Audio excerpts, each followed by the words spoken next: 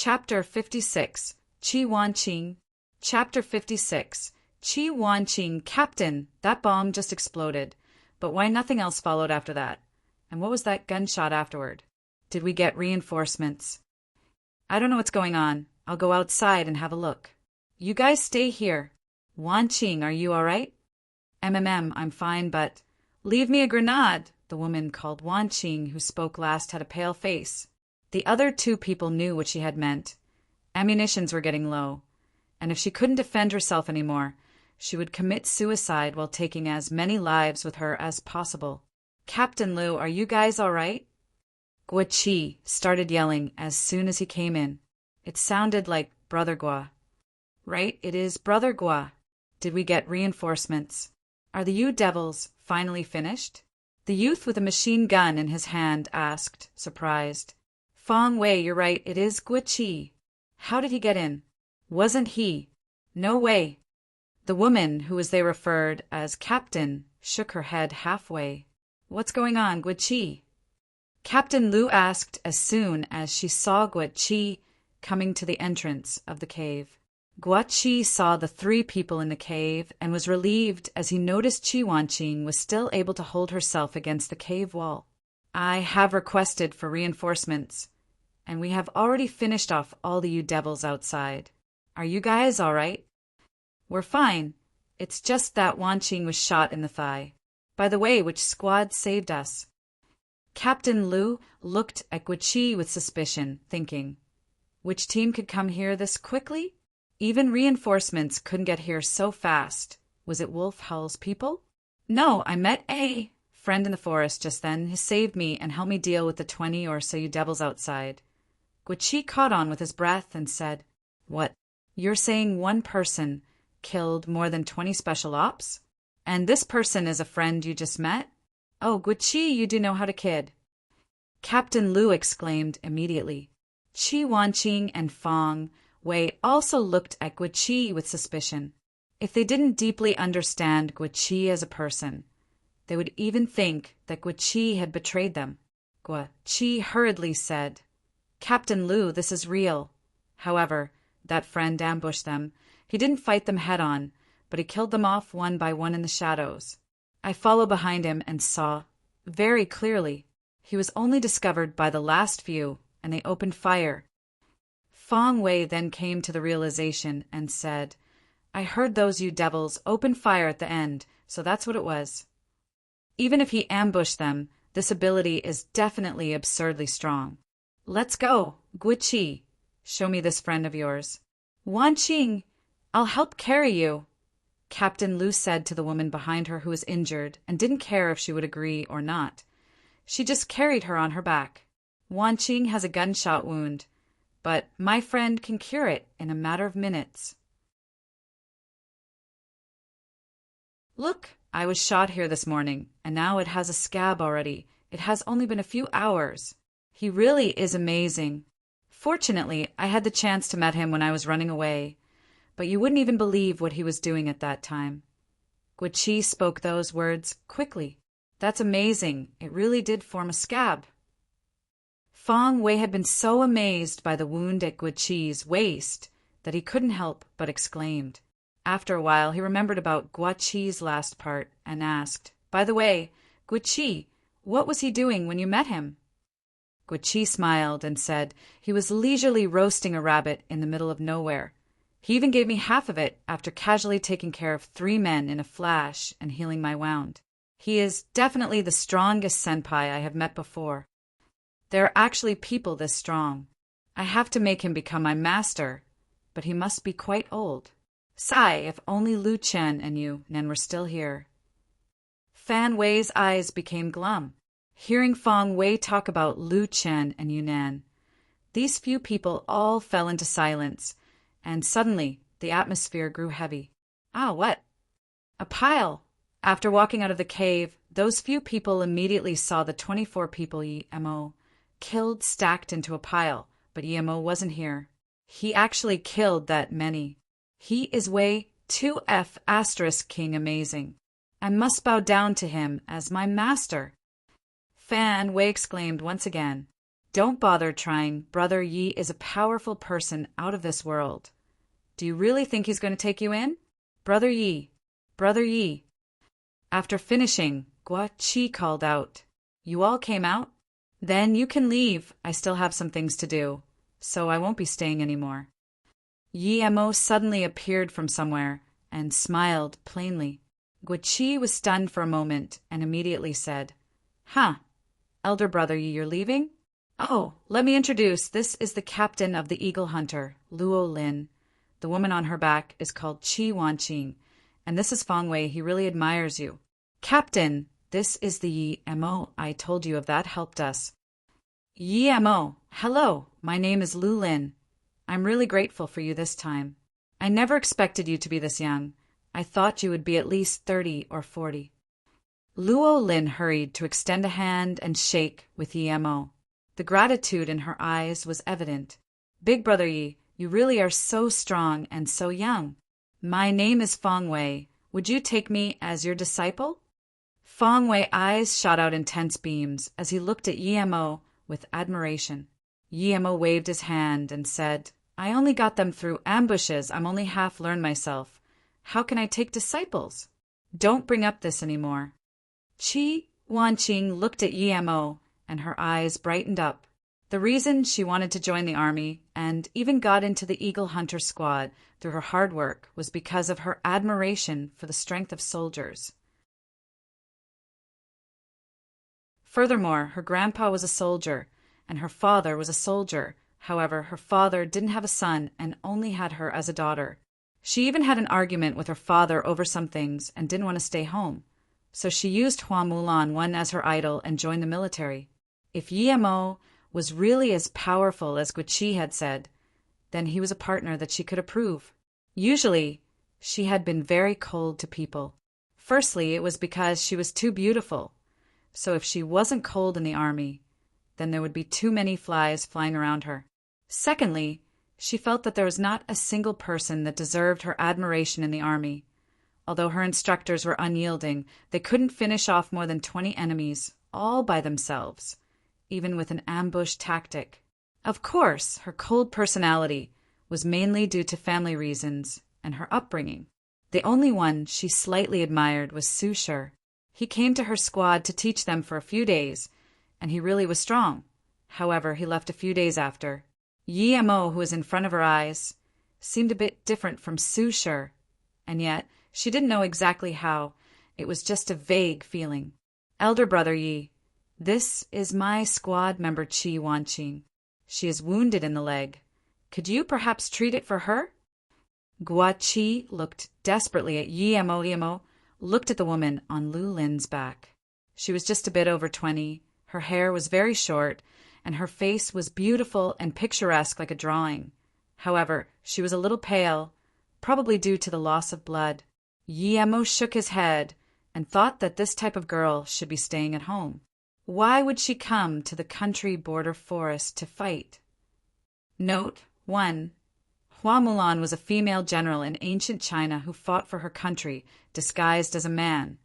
Disney made a movie out of her story.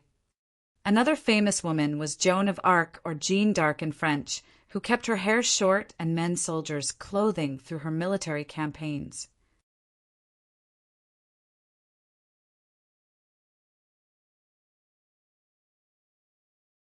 Chapter 57. Treatment. Chapter 57. Treatment. Put her down. I'll have a look. Yi Mo had already noticed the gunshot wound in Qi Wanqing's leg. However, Lu Lin carried Qi Wanqing some distance away and put her down in an obscure brush before saying, Please, Misty, while we deal with the bodies, could you help treat Wanqing? There are some spoils of war that we need to collect. She didn't wait for Yi Mo's answer and left. Yi Mo nodded. This Captain Lu did things fast and was very straightforward. She didn't even ask how he was going to treat her or even if he could treat her, and she didn't have the intention of asking Qi Wanqing either. Lu Lin left. Qi Wanqing looked down at the position of the wound on her leg and then looked at Yi Mo. She felt a bit awkward. After all, this posture wasn't the best. She believed Gua Chi's words. Since he said this Yi Mo could cure her, then he definitely could. However, the wound was on her thigh, and she hoped that he didn't plan on taking off her pants. Yi Emo looked at Qi Wanqing's wound and frowned. It wasn't that he couldn't cure her, but this position was a bit awkward. What if he put his hands there and this woman started rambling? He really hated doing things that were arduous, yet possibly punishing, and seeing this woman's cold complexion. She really might start protesting. As she noticed that Yi Emo was looking at her wound and frowned without talking, Qi Wanqing immediately understood what was going on, and immediately her impression of Yi Emo improved. She used a voice that was so low that even she could barely hear. Hey. Big brother Yi, you can treat me, it's okay. Yi Emo was stunned for a moment and didn't know how to reply. He didn't think that she would take the initiative to ask him to treat her. He started to have a better impression of Qi Wanqing, who seemed cold on the outside but wasn't that indifferent on the inside. The reason he felt it was troublesome was that Qi Wanqing's wound was strapped tight by her camo suit, unlike Guiqi, who was wearing ragged clothes. He only needed a palm to force out the bullet. However, Qi Wanqing's wound was strapped very tight by her camo suit. Now that Qi Wanqing said she didn't mind and asked him to treat her, he immediately had a good feeling towards her and thought that she was a very genuine girl. Thinking about this, he also smiled. In fact, your wound isn't something troublesome. However, there are only two ways. First, you take off your pants and I'll help you treat it. The other way would be to poke a hole in your pants. Look, no need, I'll take it off. I didn't bring another pair, Qi Wanqing said, and took off her clothes in her own accord. Since she had agreed, she wouldn't be hesitant. Yi Emo's good impression towards this straightforward girl rose once again. Seeing her difficulty in moving, he hurried over and said, "Let me." "Thank you." From the first time Qi Wanqing set eyes on Yi Emo, she had felt that he was a pretty good person. Besides, when she saw his hesitation at the position of her wound and how his eyes never left that spot, she felt more trust toward Yi Emo and actually let him take off her pants. Although Yi Emo's hand didn't touch her skin directly, she could still feel the warmth of his hands, feeling a heartfelt comfort. Yi Emo didn't take her pants off completely and just took it down to her wound and strapped it up. However, Qi Wanqing felt this way to be more intimate, and her face immediately became flushed. As she didn't dare to look at Yi Emo's movements again, she turned her head, deep in thought. Qi Wanqing's youthful white skin struck a chord with Yi Emo. Her underwear seemed to be white checkered. However, Yi Emo didn't dare to look and focused his mind on the task. At the same time, Yi Emo palmed on Qi Wanqing's thigh, and a bullet flew out in a small spurt of blood. Afterward, Yi Emo took out a few herbs and chewed it a few times before applying it to her wound. With the help of his qi, the medicinal power was quickly digested into the wound. Finally, he took out the dressing from his bag and strapped it to Qi Wanqing's wound and pulled up her pants. The whole process took barely a few minutes. The reason he chewed the herbs instead of letting her doing it was that he was afraid that she would be too slow, and since girls needed some face, it wasn't good if she had her pants off for too long. Qi Wanqing only realized that he was done when Yi Emo pulled up her pants. She didn't even see the entire process. "Brother Yi, have you finished treating me already?" Qi Wanqing's blush hadn't retreated and was a little dazed. "MHM, it's done. You will probably be completely fine tomorrow morning."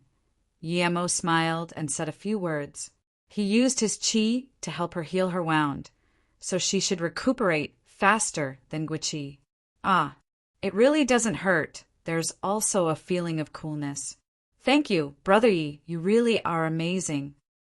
For the first time, Qi Wanqing felt that there was such a thing as magic in the world, and her previous awkwardness had long disappeared.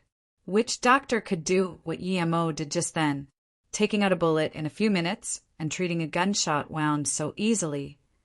"Thank you, Brother Yi." Qi Wanqing also felt Yi Emo wasn't a normal person, just like Guiqi had said. "Brother Yi, do you mind if I ask you what you do for a living?" This was actually the first time Qi Wanqing asked about a man and felt her face burning up. but she desperately wanted to know. She also knew that it was fate to be able to meet someone like Yi Mo. Not everyone could meet someone with such ability. Yi Mo opened his mouth, but swallowed the words, "Let's go." Qi Wanqing asked him something like that meant that she didn't have the intentions of leaving right now, so he could only casually say, "I don't have a stable job now, they're all temporary. As for what I do, if I'm lucky, I can earn quite a lot, but when I'm not. I had been kicked out by the city management once."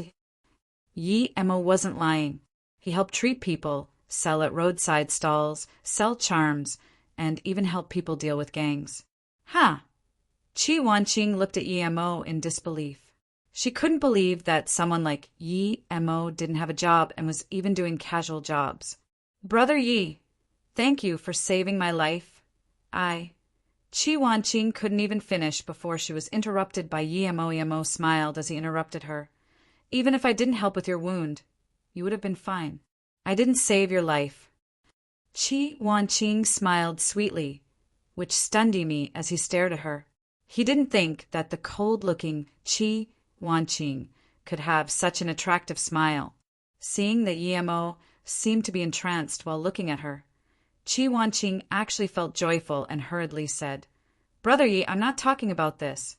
If you didn't come, the rest of the squad and I wouldn't even be able to live and perhaps would have been our asterisk ped. I'm really grateful to you." Yi Mo nodded as he knew that Qi Wanqing was speaking the truth. He contemplated for a while and responded, "Actually, I feel that a girl like you aren't suitable for the army, but of course, this is just my view." Unexpectedly, Qi Wanqing nodded and said, "Brother Yi, you're right. Originally, I admired the military lifestyle, so I have worked very hard myself until I finally entered the Eagle Hunter Squad. However, judging from now, perhaps I'm really not suited to live in the military." After thinking for a while, Qi Wanqing continued once again, "Brother Yi, I want to request your help for something."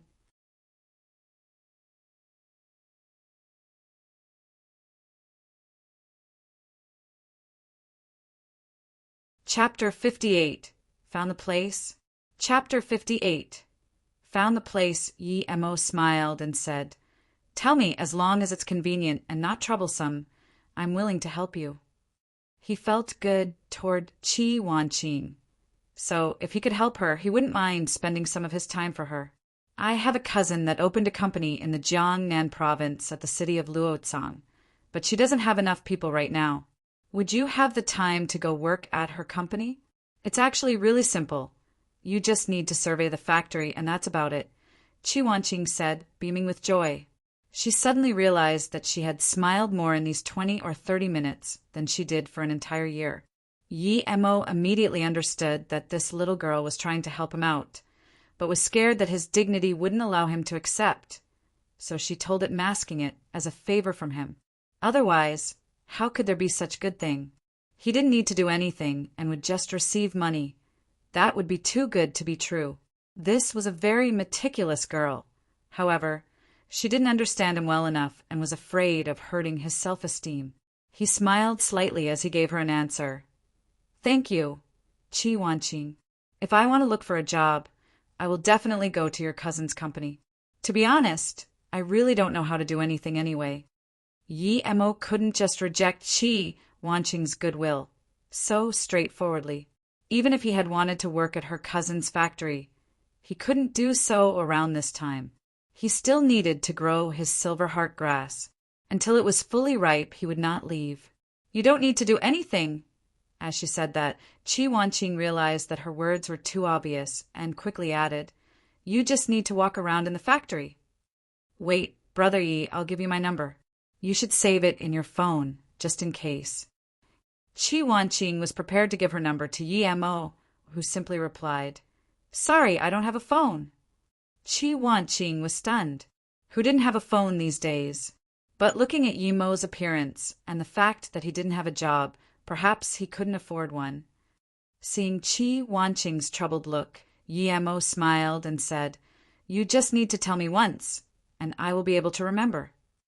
Qi Wanqing looked at Yi Mo with an air showing that she didn't really believe Yi Mo's words. Even if he remembered now, he would still forget later. She thought Yemo was just embarrassed to reject her. However, this didn't trouble her and immediately thought of a way. She took out an exquisite hair brush from her pocket and used a small knife to carve out some numbers on it before giving it to Yemo. Finally, she was relieved. Yemo took her brush that still had a faint aroma and looked at it. He smiled and said, "This number is really unique." "Thank you, Chi Wan Ching. If there is a time when I need a job, I will call this number for sure." Chi Wan Ching seemed very delighted to see that Yemo accepted it, and immediately she said, "Brother Yi, could you not call me that way? It sounds weird to me. Just call me Wan Ching from now on. Or my dad calls me Xiao Ching. You could call me that way too." "Okay, Wan Ching," Yemo said helplessly. He just heard her teammates call her Chi Wan Ching. As she heard Yemo calling her Wan Ching, Chi Wan Ching seemed jubilant. She completely forgot about going back and instead continued her questioning. "Brother Yi, I heard from Guichi that you were trying to find something around here. Did you find it?" Yemo shook his head and said, "Not yet, but it should be nearby. There should be 2 evergreen trees and a valley. I think the valley might be this place, but I haven't seen any evergreen yet." "Evergreen? I know. When we hid inside the valley, I saw a place with 2 evergreens. It isn't too far from here. Brother Yi, I'll take you there." Chi Wan Ching suddenly felt pleased that she was able to help Yemo.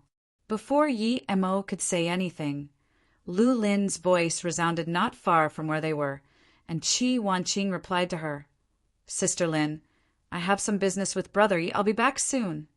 Her voice sounded crisp and touching. Lu Lin was astonished.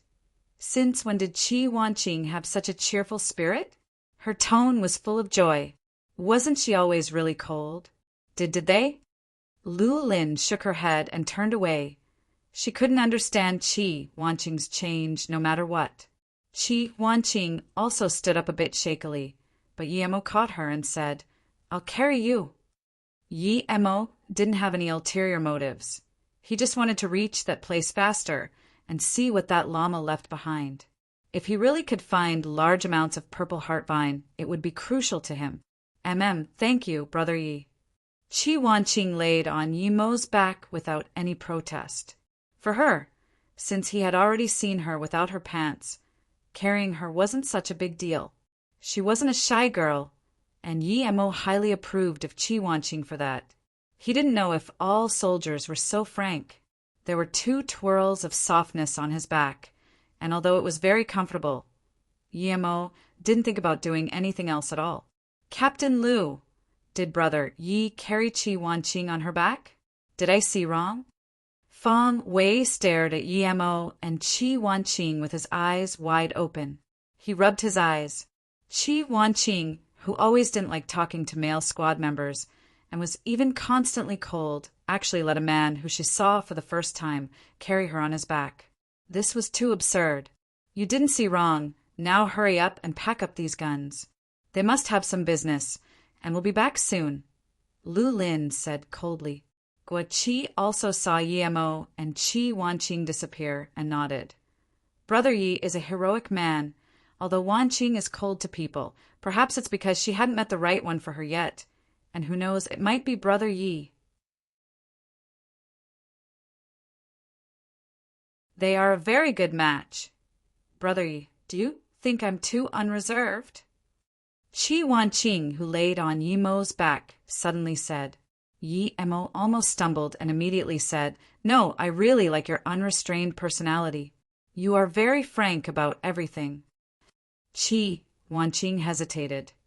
"Brother Yi, I'm usually really cold when I'm with my teammates. I don't really like to talk, and it's even possible that I didn't speak as much in a month with them than what I have said to you since we met. Ever since my parents divorced, I joined the army under my family's influence, and due to my father, I have a natural sense of rejection toward men. I don't know why, but, Brother Yi, I feel a sense of nature and freedom on you. Those are things I have always longed. Therefore, it might be why I didn't have the feeling of rejection toward you. I'm not usually so unrestrained as you might have imagined, so After finishing her sentence, Qi Wanqing looked worriedly at Yemo, afraid that Yemo wouldn't like her personality. Yemo smiled as he had understood what Qi Wanqing meant. She could sense the feeling of nature and freedom on him. This could only mean that she had a spiritual root, one making Yemo look at her through another lens. On this earth scarce of spirit qi, a place where cultivation resources were close to none, it was indeed hard to have a spiritual root. Live according to your own will. There's no need to compromise yourself for others. If you like them, you like them. If you don't, you don't. It's here. There really are 2 evergreens here. Yemo had just seen the 2 evergreens while talking to Qi Wanqing. Note: 1. The spiritual root is the determining factor on whether you can cultivate and how fast you can cultivate. It allows the person to be naturally connected to the spirit qi in the world.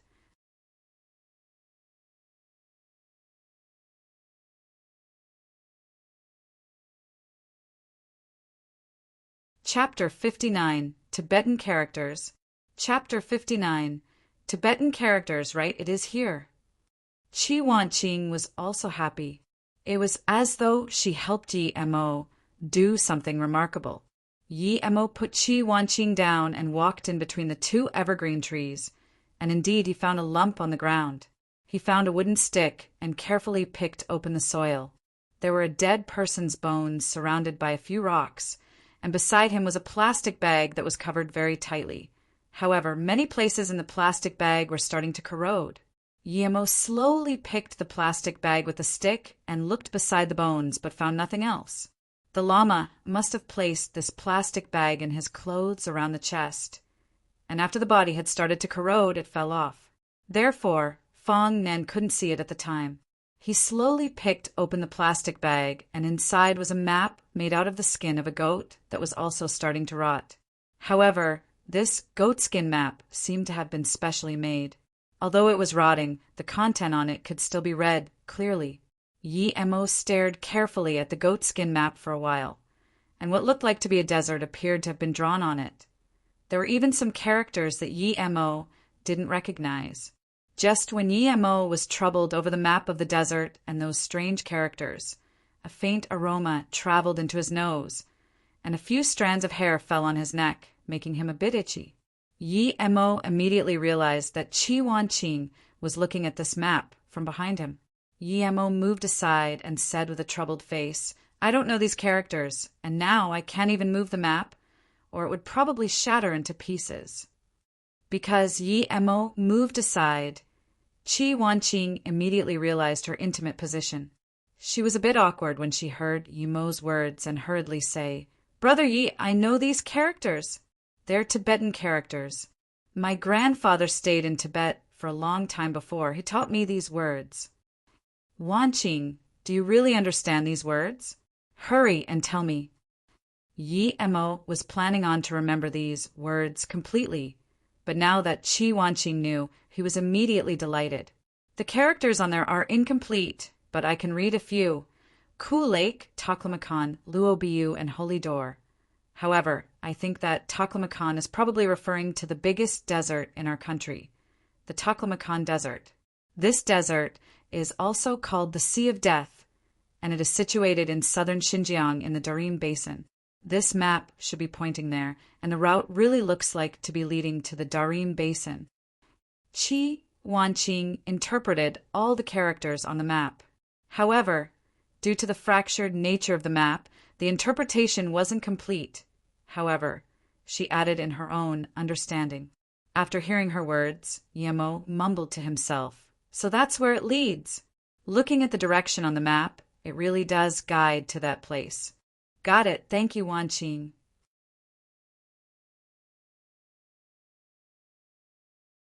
Qi Wanqing smiled sweetly and said, "Actually, I'm really happy that I could help you do some things.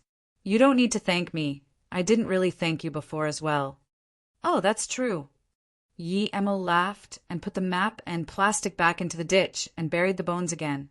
When Yemo carried Qi Wanqing back again, Guiqi and the others had already organized the battle loots. Qi Wanqing suddenly felt that the eyes with which her teammates looked at her were a bit different. She wanted to explain things, but didn't know how to explain. Yi Mo put Qi Wanqing down and said, "I need to go. Let's separate here." "Huh. Brother Yi, you are leaving?" Hearing that Yi Mo was leaving them, Qi Wanqing suddenly felt a bit disappointed. Lu Lin looked at Qi Wanqing and suddenly said to Yi Mo, "Yi Mo, once you leave, I will need to carry Wanqing, but when I can't, she will need Feng Wei and Guiqi to carry her." "What's that got to do with me?" Yi Mo just trailed off. Feeling Qi Wanqing's imploring look, he remembered how she had helped him this time, and how without her, even if he could remember the characters, he wouldn't know where to find someone who can translate for him. He didn't have much to do now, so he might as well go with them for a bit longer. Thinking about this, Yi Mo said, "Fine, in that case I'll go with you guys for a bit longer. Wanqing, come on, let's move." "Master, you call her in such an intimate way." Feng Wei walked over cheekily and said. Yi Mo swiped his hand and said, "Stop! I never told you that I was going to take you in as my disciple." Hearing that Yi Mo was willing to go with her a bit longer, Qi Wanqing rejoiced and hummed in approval before immediately laying on Yi Mo's back without any hesitation. "Sigh, Wanqing, at least be a bit more reserved. Look at you. You just got on straight away. What can I say about you?" Lu Lin looked at her with a shaming glare. Yi Mo quickly said, "Captain Lu, don't say random things. There's nothing between us. I only just knew her, just like you guys." Qi Wanqing was blushing and didn't dare to talk.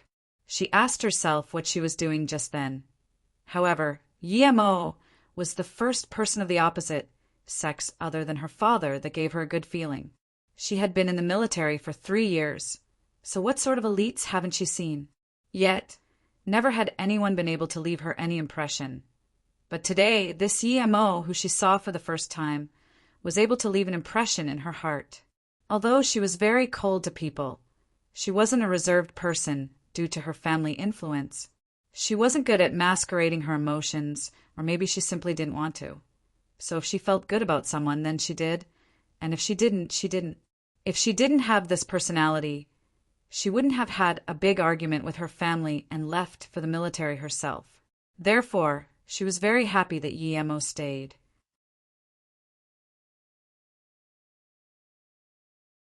If Sister Lin didn't make him stop, she would have found a way to do so herself. When she was in university, her grandmother told her, "Do not miss the opportunity only to regret it in the future." Yi Mo's eyes were clear and didn't have those obscure intentions that she didn't like. The main thing was that Yi Mo saved her, and he seemed to be really strong. For Qi Wanqing, Yi Mo was a pearl hidden amongst the grass. Since she discovered him, there was no reason to reject the idea of pursuit. Although he seemed really desolate now, one day he would soar high into the sky. Of course, this wasn't the main reason that she had a good feeling toward Yi Mo. It was mainly that Yi Mo had something on him that she longed for. This serenity, freedom, and this unexplainable spiritual cleanliness. She liked that feeling on him. It was something that couldn't be expressed with words. Knowing Qi Wanqing's cold personality, Guiqi didn't joke around with her even after Lu Lin said it. Guiqi was very respectful towards Yi Mo. In his eyes, Yi Mo was truly a man with great ability who kept a low profile.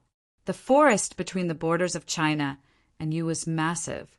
Other than Captain Lu, who only carried Yi Mo's bag and felt that it was light, Guiqi and Feng Wei were all carrying tens of guns and the bone ashes of the 2 other squad members and were slightly struggling. They only walked for an hour or so before it was dusk and decided to camp for one night before leaving. Because Lu Lin and the others were ambushed, they had lost a lot of things while escaping, so now only Yi Mo had a tent in his bag. This tent could only be given to Lu Lin and Qi Wanqing. Yi Mo and the other 2 could only sleep outside. However, Guiqi and Feng Nan were obviously experienced in outdoor survival. Soon they cleared out a big patch of space and even set up a wooden tent.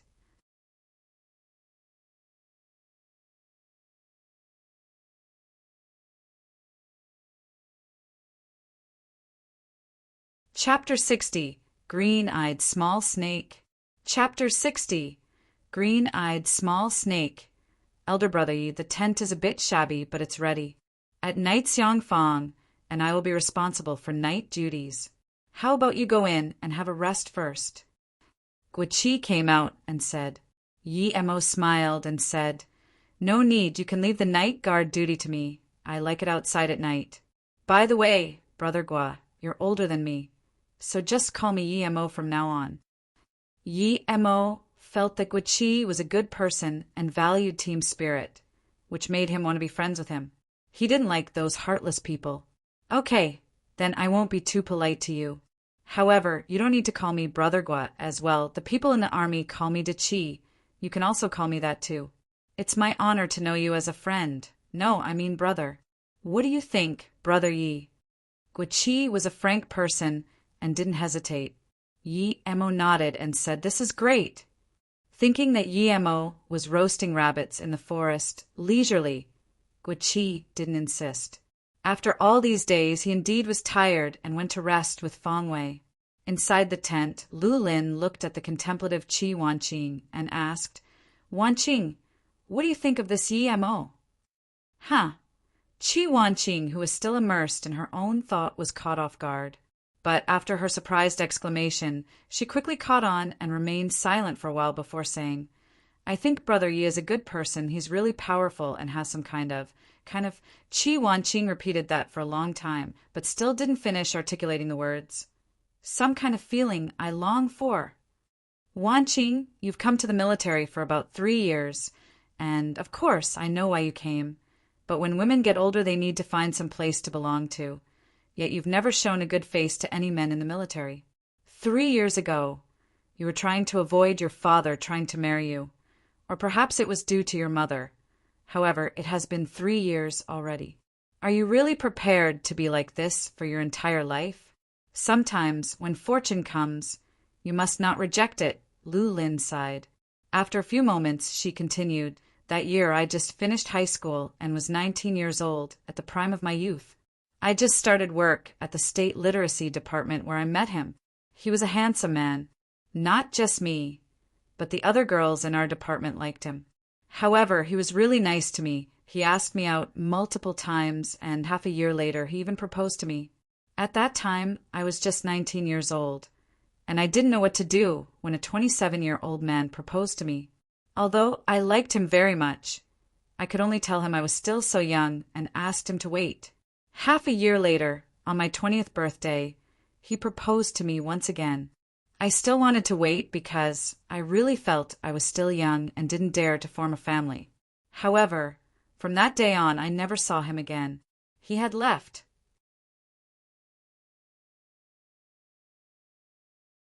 I waited for another year, but still haven't heard any news of him. At that time, I thought as long as he appeared, I was willing to marry him immediately. However, he never appeared again, and I no longer had the will of working there again. So I came to the military. Wanqing, sometimes there is only one chance. If you lose it, there will be no more. There's no wrong in trusting me. I've seen all sorts of people in the military. Yi Mo doesn't seem like a sly person. His eyes aren't dodgy, he's just a little poor. With your family wealth, would you really care if he was wealthy or poor? Besides, there is the adage of not looking down on a youth who is poor. I think that if you really liked wealthy families, you wouldn't have rejected your families all that time and came to the military. Lu Lin sighed contemplatively, as if remembering what happened those years ago. Sister Lin, my feelings toward brother Yi aren't what you say it is. My feelings are sigh. I don't know how to explain it. I'll go check on Brother Yi. After saying that, Qi Wanqing was preparing to walk out of the tent. Wanqing, you can walk on your leg now. Lu Lin pointed at Qi Wanqing's leg and said in surprise, Yes, actually after Brother Yi treated me. It wasn't long before I could walk. It was just that it would hurt after some time. Speaking up to here, Qi Wanqing seemed to have thought of something and didn't dare to continue speaking as she rushed outside. She suddenly felt a burning sensation on her face as though she had been caught out. Seeing Qi Wanqing running out of the tent, Lu Lin seemed to be lost in thought. Wan Qing looked like herself all those years ago, but Yemo didn't seem like the man she met at all. At this moment, Yemo was sitting on a rock not far away, contemplating. He was using his spirit sense to make out the map he saw today. Yemo had thought of the lines on the map countless times. Gathered with the words Qi Wanqing helped him interpret today, it was indeed the Taklamakan Desert. Although he hadn't been there yet, he had analyzed the map of China closely and roughly knew the main regions. However, he really had no idea where the Cool Lake was, and even what that holy door was supposed to be. He knew clearly about the purple heart vine. It was a spirit wood that was used in many of the pills used during the Qi gathering state. Although it didn't have strict growth conditions, it would definitely not grow in the desert because the most important condition for the growth of these types of spirit wood was water. The Taklamakan Desert was the biggest desert in China, and its average yearly precipitation was less than 100 millimeters. During the worst years, there were barely a few millimeters of water. Although Yemo was deep in thought, he knew immediately when Qi Wanqing came out. He smiled and thought that even though the girl looked cold, she seemed to be growing on him.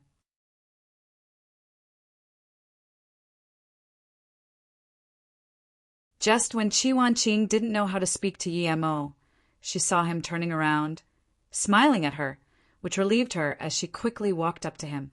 However, when Qi Wanqing walked behind Yemo, her face suddenly changed. A gray snake with a pair of eyes that flashed green lights was actually charging toward Yemo from behind him. Not good. Qi Wanqing heard that triangular-headed snakes were poisonous. However, this snake was not only triangular-headed, but sharp triangular. Without even thinking, Qi Wanqing jumped toward Yemo's back. The moment the green-eyed, triangular-headed snake attacked, Yemo felt it. If Qi Wanqing didn't charge over, he had a way to avoid it. But now if he wanted to drag Qi Wanqing out of the way too, that would be impossible. The green-eyed snake almost arrived at the same time as Qi Wanqing. She was just behind Yemo, while this green-eyed snake came from a few meters away, yet they would arrive at the same time. From this, it could be seen how fast the snake was.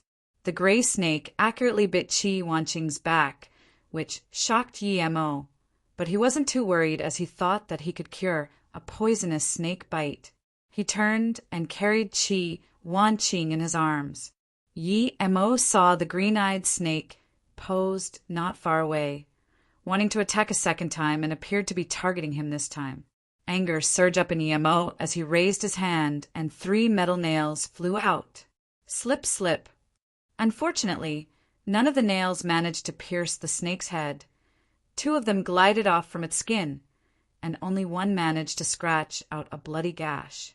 The green-eyed snake seemed to recognize that this person wasn't easy to mess with and slithered away, disappearing almost immediately.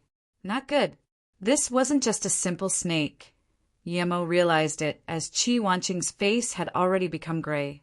Such intense poison, Yemo knew things were growing dire. At this moment, Lu Lin and Guiqi were already coming his way. Seeing the situation, they all knew that a venomous snake had bitten Qi Wanqing.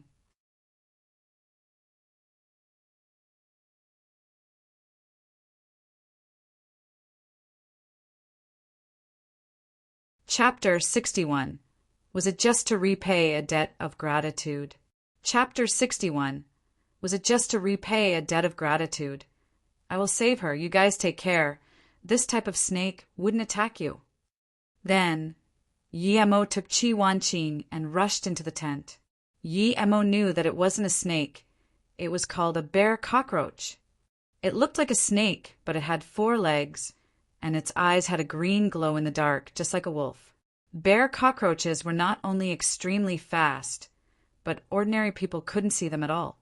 Besides, their skin was abnormally tough, and normal attacks wouldn't do any damage to them at all.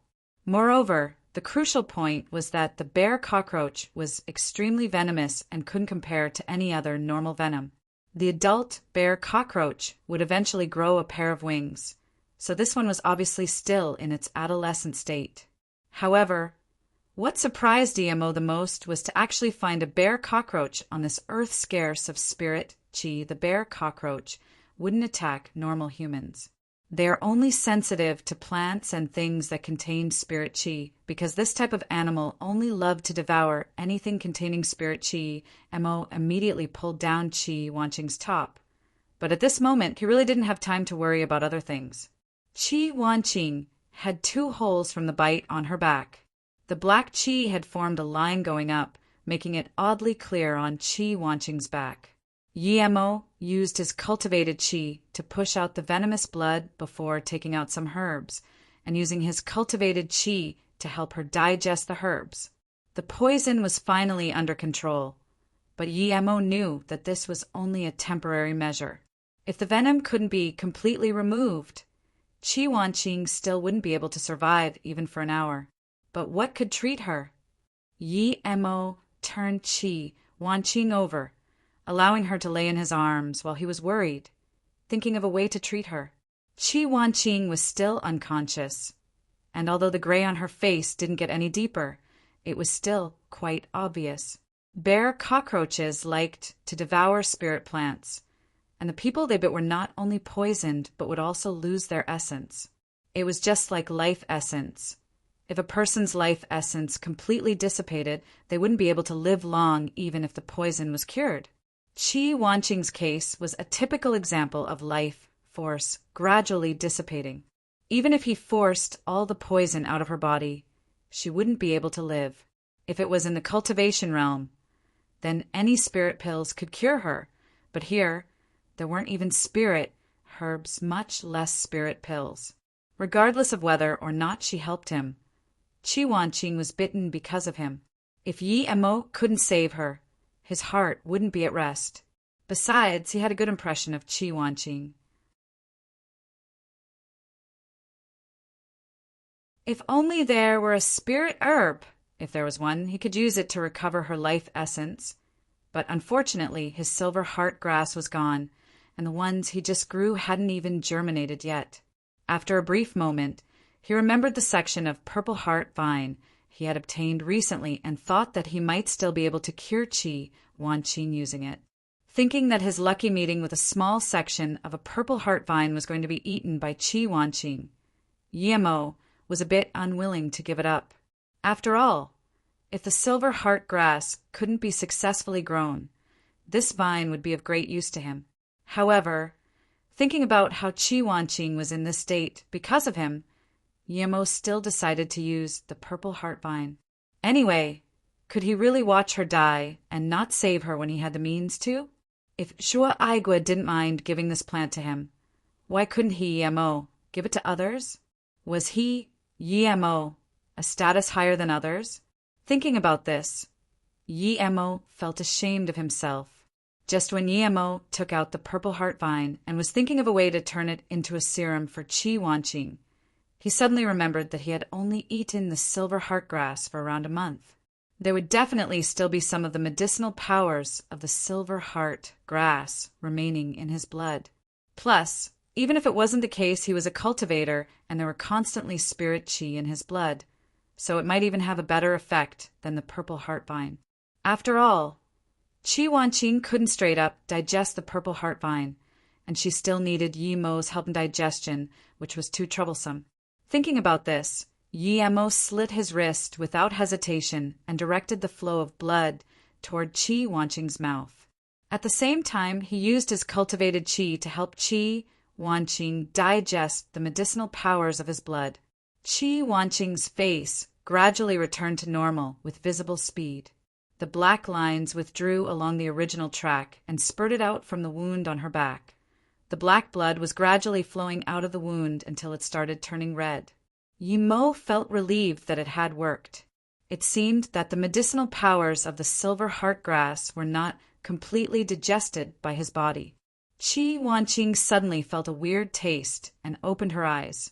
However, she saw Mo's wrist trickling blood, and it was directly flowing into her mouth. It scared Qi Wanqing and made her scream as she hurriedly pushed Mo's wrist away. As Mo saw that Qi Wanqing was awake, and the venom of the bear cockroach had been cured. He also stopped the blood from flowing from his wrist. "Brother Yi, you made me drink. Drink your—" Qi Wanqing didn't dare to finish her sentence in shock. Yi Mo smiled and said, "It's all right. I often go to the hospital to donate blood. You had lost some blood, so it was necessary for me to donate some blood to you. So you don't need to worry about it."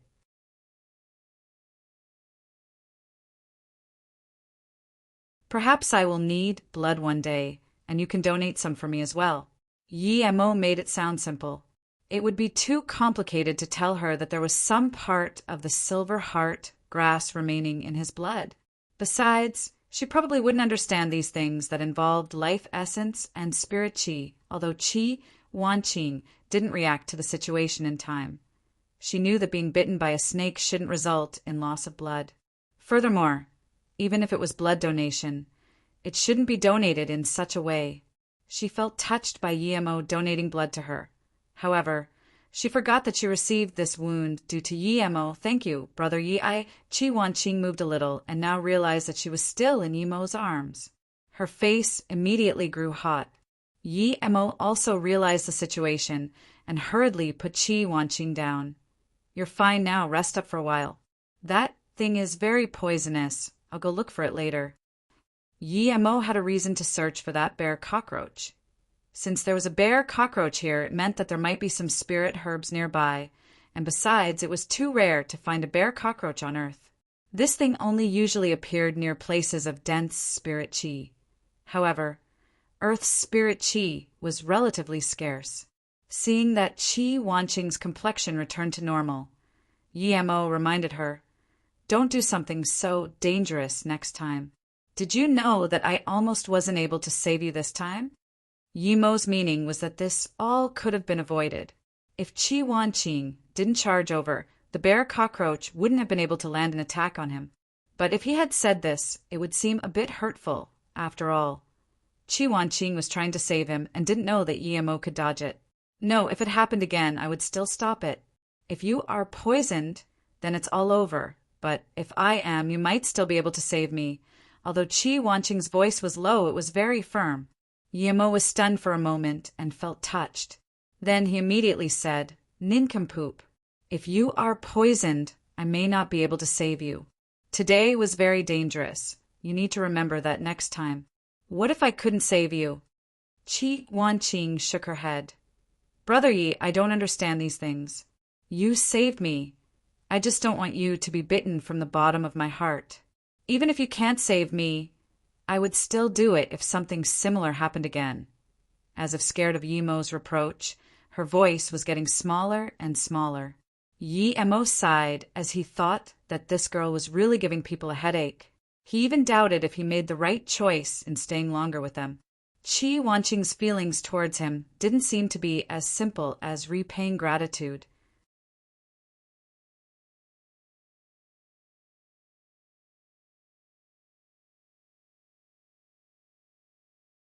Chapter 62. Why be used by her? Chapter 62. Why be used by her? When Yi Mo and Qi Wanqing came out, Lu Lin and the others had been worried, sick waiting. They were relieved after seeing both coming out. This 6-man squad had already lost 2 members. If they lost Qi Wanqing here as well, it would be tragic. Besides, Qi Wanqing's identity wasn't ordinary. If something happened, Lu Lin's superior wouldn't be able to shoulder the consequences, much less Lu Lin. Luckily, they were fine now. "Captain Lu, you guys rest for a bit first. I'm going to leave for a while." Yi Mo didn't wait for the others' reply and just went straight into the forest since he was interested in this bear cockroach. Usually, where the bear cockroach appeared, there were things like spirit herbs, and even if he couldn't find spirit herbs, it would still be good to capture this bear cockroach. Although bear cockroaches weren't spiritual beasts, it could bond with a master because it possessed some self-awareness, unlike other wild beasts that could only be kept as trained animals. Although this bear cockroach was useless to him, he could capture it and give it to Qi Wanqing. Qi Wanqing almost lost her life trying to save him just then. It was appropriate to find her a pet. "Brother Yi, wait for me, I'll go with you." Qi Wan Qing grabbed a torch and suddenly followed him. Guiqi was just about to stop Qi Wanqing, but was pulled by Lu Lin. Didn't you see that Qi Wanqing's is quite stuck to Yemo? Her cold personality is because of her family, but Yemo isn't an ordinary person, so he should be able to take care of Qi Wanqing. Don't stop her. Lu Lin paused for a moment, then continued. If someone like Yemo could join our Eagle Hunter squad, there wouldn't be a squad in the entire army that could triumph against us. Guiqi shook his head. You said it yourself that he isn't an ordinary person, so I'm certain that he definitely won't join the army. Furthermore, I feel like he isn't someone who likes to be restrained, and perhaps only freedom is best suited for him. After pausing for a moment, Guiqi continued, he may seem to wear simple clothes and is very casual in his mannerism. However, I believe that he is a proud person. Although his pride isn't like ordinary people's pride, which is shown on their face or hidden in their hearts, it is natural. He neither flaunts it nor conceals it. Perhaps even the wealthiest of second-generation youngsters clad in their best designer garments would feel inferior, like a mere side character standing next to him. Brother Fang, how are you even able to get someone as strong as him to help us? Fang Wei asked with admiration. Ever since Yemo saved him, he had a great admiration for him and constantly wanted to become his disciple. Guiqi smiled and simply answered, I just said that we're all Chinese people, and just like that he agreed. Brother Yi, wait for me. Qi Wanqing called out and followed.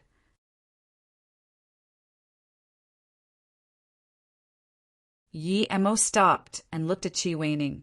Why did you come over? This place is quite dark, and the moon isn't especially bright tonight, so it is still quite dangerous here. I'm going out to find something, but I'm coming back later. Your wound just healed. Why did you come over? Hurry and go back. Brother Yi, I guess that you definitely won't join our squad afterwards, so when you leave, I wouldn't know when I would be able to see you again. I want to stay with you for a little while longer. Perhaps due to never having any friends of the opposite sex. Qi Wanqing was greatly dependent on Yemo, who had saved her life twice in a single day. Yemo was astonished for a moment.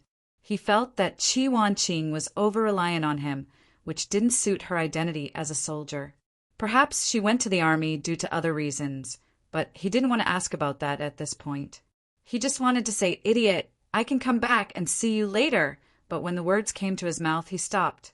Would he really come back to see her after he left? That was impossible. His and Qi Wanqing's path were completely different. They had no intersections in life.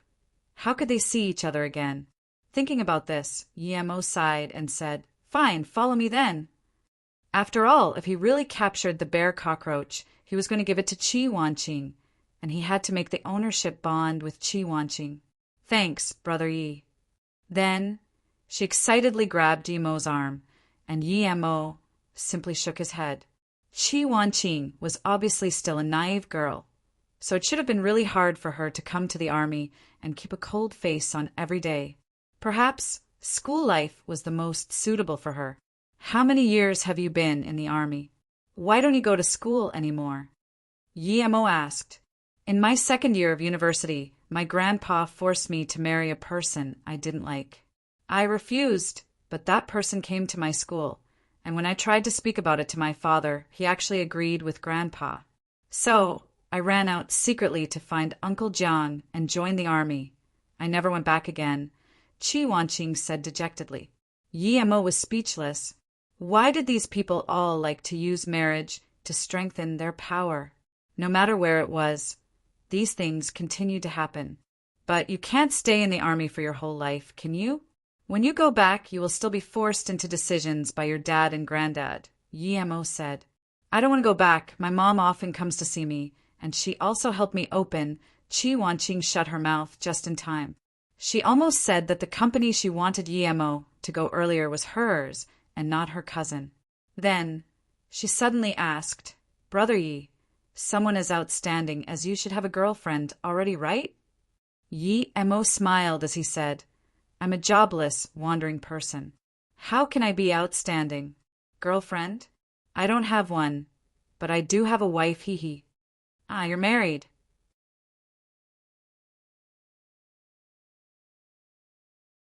Chi Wanqing suddenly felt hollow in her heart, a sudden sense of loss that just couldn't be described. Yi Mo didn't notice Chi Wanqing's state and explained, "She should be about the same as you. She didn't want to marry someone else, so she faked her marriage to me. I'm just helping her out. If one day you want me to help you, I would be happy to do so." Yi Mo laughed at himself. "What, brother Yi, you have a fake marriage, and that woman is using you? How could there be such a bad woman?"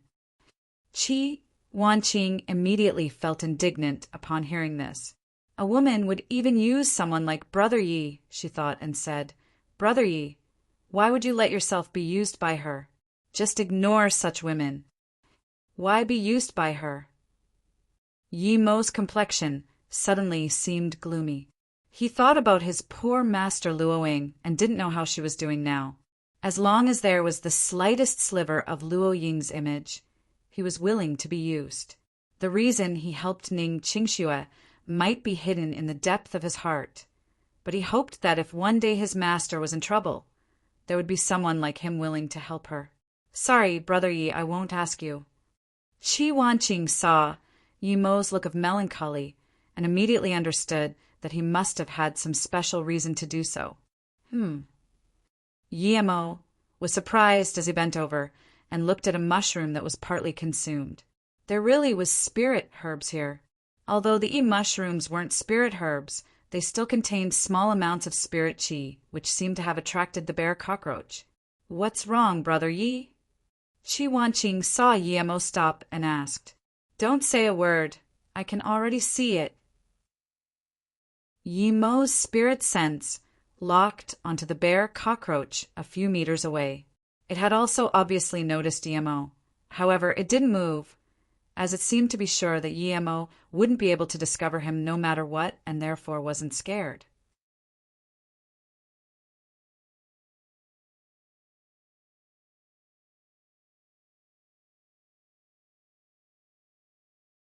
Chapter 63 Departure. Chapter 63 Departure. "Wanqing, come to my left side." Yi Mo made Chi Wanqing move to his left side because the right side was where the bear cockroach was hiding. This guy was hiding under a rock with his eyes staring at Yi Mo and Chi Wanqing. Not only did he not escape, but he was instead trying to find an opportunity to attack Yi Mo. Of course, Chi Wanqing didn't know what Yi Mo had meant, but since Yi Mo told her to go left, she immediately went on the other side. Yi Mo knew that the bear cockroach was sly, so he pulled Chi Wanqing, pretending not to see it moving past by its side. The bear cockroach saw Yi Mo showing his back, so it slowly moved closer toward him and was prepared to suddenly attack him when he was the closest possible to its position. "Why being so careful?"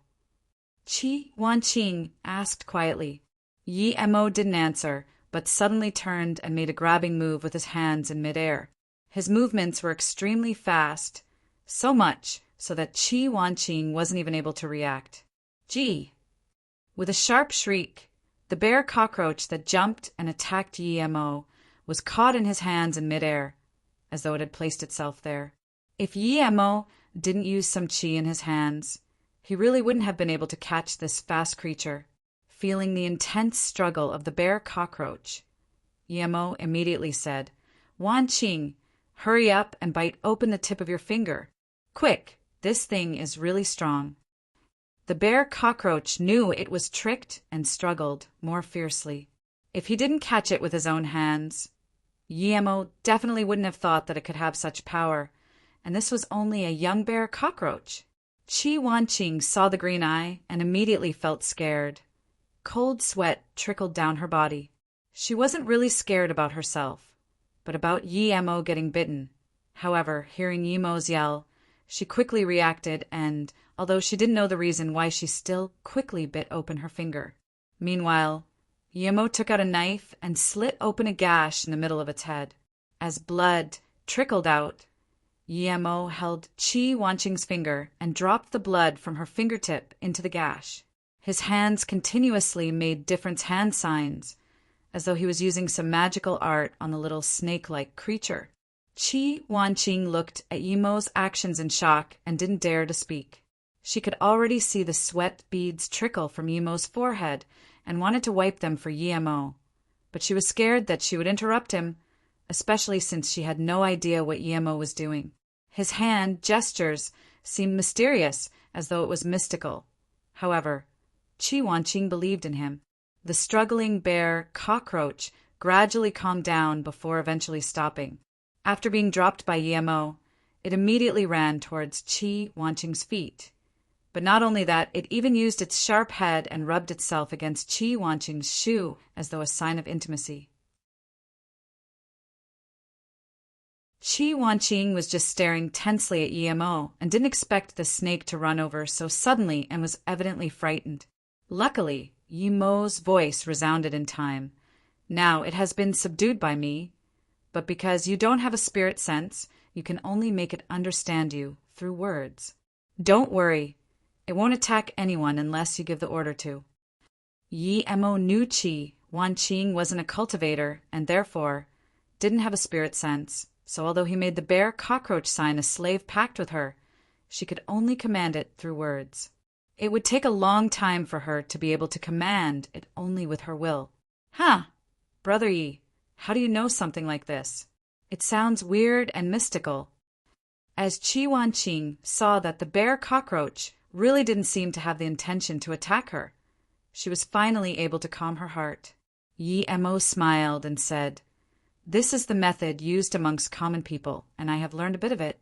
However, you can't train every animal with this. It's only doable for a few special animals, and this bear cockroach is one of them." Bear cockroach.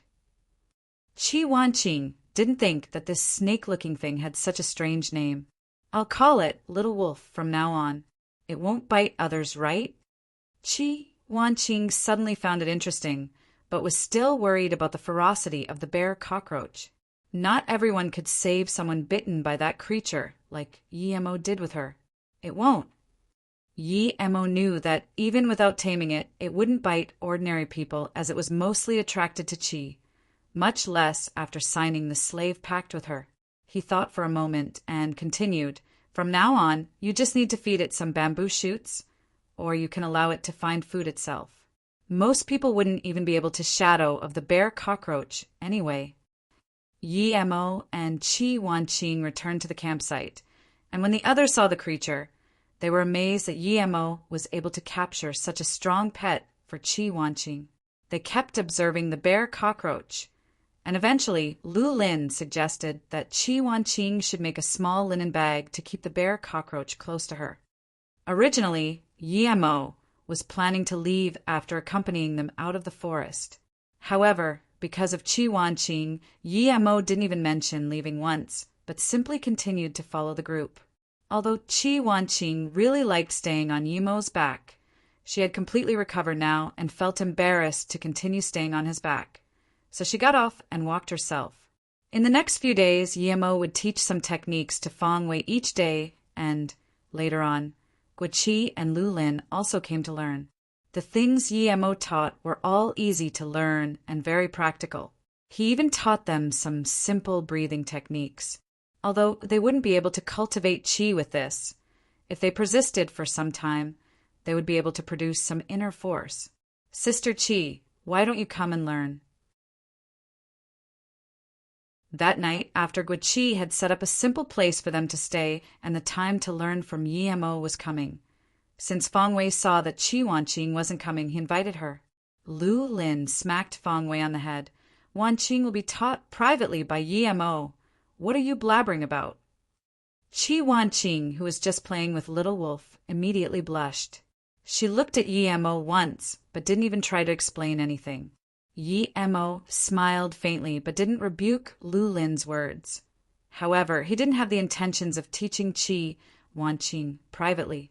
Maybe if there were a pen and some paper, he would probably write some breathing techniques for her, but since there weren't any, he gave up on the thought. Yimo had a great impression of Qi Wanqing, since she was willing to risk her life to save him. Besides, Even though Qi Wanqing was in the army, she seemed to stick to him quite heavily. However, only Yemo knew that nothing would happen between him and Qi Wanqing, as he already had Luoing in his heart, and no matter how extraordinary other girls were, they wouldn't be able to capture his heart. The only reason he caught a bear cockroach for her was to repay her for saving his life. Nevertheless, the bear cockroach was quite an important thing to Yemo now, since, after all, his power wasn't quite high right now, and a lot of people were stronger than him.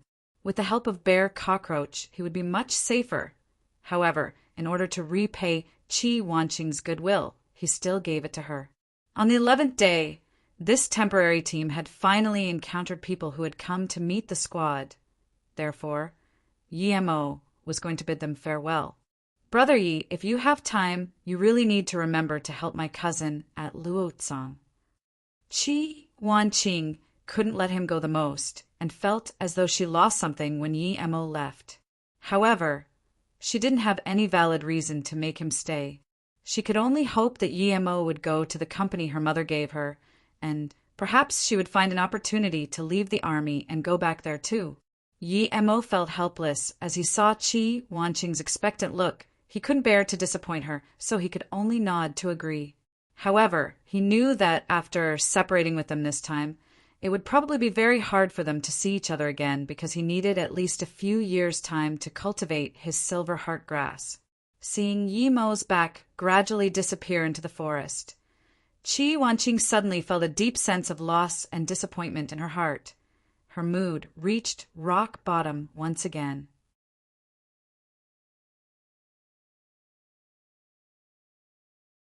Chapter 64, Yemo's Rage. Chapter 64.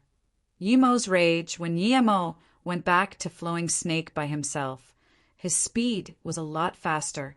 Even adding the time when he had to go out of his way to collect some herbs, he only spent 3 days to get back to his temporary residence in Flowing Snake. However, the scene that entered his eyes as he arrived infuriated him. It had only been 20 days, but his place had been ruined. The walls were broken everywhere, but the most important part was the patch of land where he had plowed to grow his silver heartgrass was utterly destroyed. Crack! Yemo kicked a large rock with his feet and, using his chi, the rock was actually shattered into countless pieces. His most valuable possession was the silver heartgrass, and he had tried to cultivate 19 seeds here. However, this place had been decimated just like this. What was Fong Nan doing? Just when Yemo was prepared to look for an explanation from Fong Nan, a person quickly ran over. This individual had seen Yemo standing in front of the ragged pagoda and hurried over and respectfully said, "Brother Nan made me wait here for you. You're finally back." This was a youth in his 20s, and Yemo still remembered him. He was called Rock, and was the one who stood behind Fong Nan when Yemo first went to see him. Yemo suppressed the anger inside his heart. The silver heart grass was more important than anything, but now half of it was gone. How could he not be angry? However, he wasn't a person to go into a tantrum before fully understanding the situation. But someone will pay with his life for his silver heart grass. Seeing the dark look on Yemo's face, he quickly said, "Brother Yi, after you left, Brother Nan and another big gang in Flowing Snake, the Yu Gang, fought over the distribution of benefits of those left behind by the 13 turbos. Originally, Brother Nan wouldn't be afraid of the Yu Gang. However, the Yu Gang went against the rules and rallied with the Fei Gang to ambush our Pu Dao clan. Brother Nan was heavily wounded and taken here by our brothers to recover. However, he was still attacked by the Yu and Fei Gang. In the end, only a few brothers and Nong Brother made it out. Nong Brother told me to wait here for Brother Yi to apologize to you." Yemo listened through Rock's words with a pale face, not replying for a long time. He understood that if Fong Nan didn't come here, perhaps his silver heart grass wouldn't have been destroyed. So maybe Fong Nan was using this method to force Yemo to help him out. If Fong Nan was actually trying to make Yemo angry at the Yu Gang, so he would destroy them, then he really wouldn't mind annihilating Pu Dao clan too. Yemo walked into the yard. That patch of land was trampled all over. but Yemo still managed to find a few seeds. Seeing those seeds made Yemo calmer. However, he realized that even if that event didn't happen, he wouldn't be able to grow the silver heart grass here because the few seeds he had found were all rotten and didn't have any signs of germination. It seemed that this silver heart grass could only be cultivated in certain places. He didn't even know why the place he had been living at before could grow a silver heart grass. "Take me to Fong Nan," Yemo turned around and said coldly to Rock. His face had returned to complete calm. Fong Nan was extremely devastated right now and was hiding in a far-off cave. Including Rock, only 6 people were remaining. As he saw Yemo walking in, Fong Nan struggled to get up with a face filled with guilt. From Yemo's attitude toward the place, he could see how important it was for him. Yet not only was he unable to guard it, but the place was also destroyed because of him. If something similar were to happen again, he would never allow his brothers to take him there to hide. Seeing Fong Nan struggling to get up with guilt in his eyes, Yemo only waved his hand. "This isn't your fault. Let me have a look at your wound first." Fong Nan had been injured during a gunfight. Although he was shot twice, it was not a problem for Yemo to heal him at all, and in less than half an hour he had already treated Fong Nan's wounds completely. "I'm going to have a look around Flowing Snake to see who destroyed my stuff. You can rest up here in the meantime. You will be able to return to Flowing Snake at night." When he saw that Fong Nan was better, Yemo stood up and, as he was about to leave, the tone he expressed himself with made everyone who heard him frigid. Fong Nan immediately said, "Brother Yi, this thing was caused by me, so even if I die, I can't let you go to Flowing Snake while I sleep here." Yemo smiled faintly. "In that case, you can come with me." To him, these gangs formed by desperados really didn't have nothing to do with him. There wouldn't be a problem even if Fong Nan came with him. Flowing Snake. Inside the semicircle stone house that originally belonged to Fong Nan, the Yu gang and the Fei gang that had encircled the border of China were also here. The big boss of the Yu gang spoke in a fluent Chinese. "I've long despised that Fong Nan from the Pudao clan. Although we didn't manage to kill him, we kicked him out of Flowing Snake this time, which makes me feel at ease. We were really fortunate to have Boss Poo this time. Come, with this glass, I now represent the Yu gang to toast in your honor." "All right, but we will also be living in Flowing Snake in the future, and we hope Supreme Chancellor Wang will help us out a little."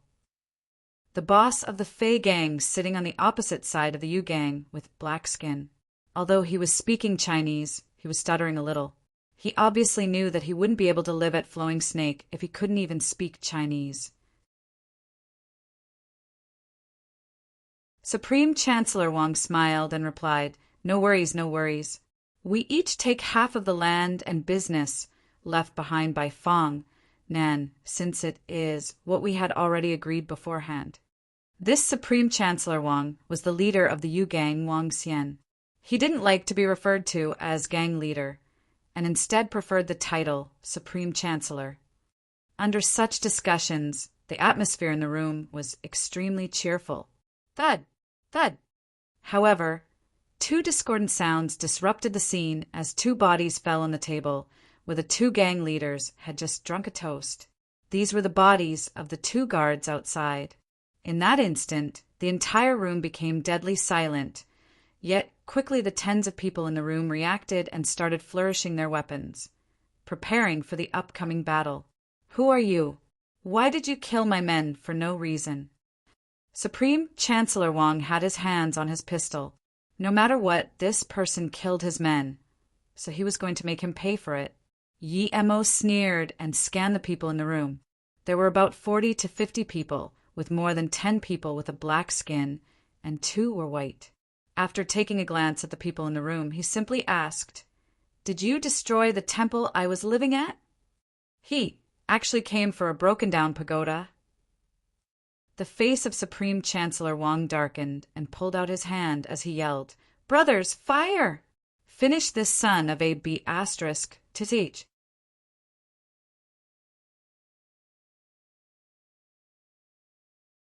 Chapter 65. What is really cruel? Chapter 65. What is really cruel? Thud, thud, thud, thud. For consecutive sounds of broken bones could be heard as the four quickest men who charged at Yemo were kicked flying. It would be extremely hard to tell which one received the first kick, and even those with good eyes were only able to see a few blurred kicks. The rest of the men who wanted to charge up were knocked by these four people and crashed into the stone wall. Everyone else froze, wondering how the man could be so strong as the damages dealt were already so big. A youth behind the leader of the Yu gang reacted quickly by taking out a gun with the intent to shoot at Yemo. However, a light gust of wind blew past him, and before his fingers could even touch the trigger, there was a bloody hole on his forehead as he collapsed on the ground and died with his eyes wide open. Silence. At this moment, no one even dared to make the slightest move. This man came to the door and killed 5 people in a few breaths of time. And this didn't even include the 2 he had killed at the door before. He killed that many people, but they didn't even see him move once. The leader of the Yu gang finally caught on the situation. He realized that this young man was a dangerous one and was definitely one of these special masters, so he hurriedly said, "Friend, there must be a misunderstanding between us. Although we damaged that pagoda, we really didn't know that place was yours. Please, I'm willing to pay double for your losses." Yemo sneered and raised his hand.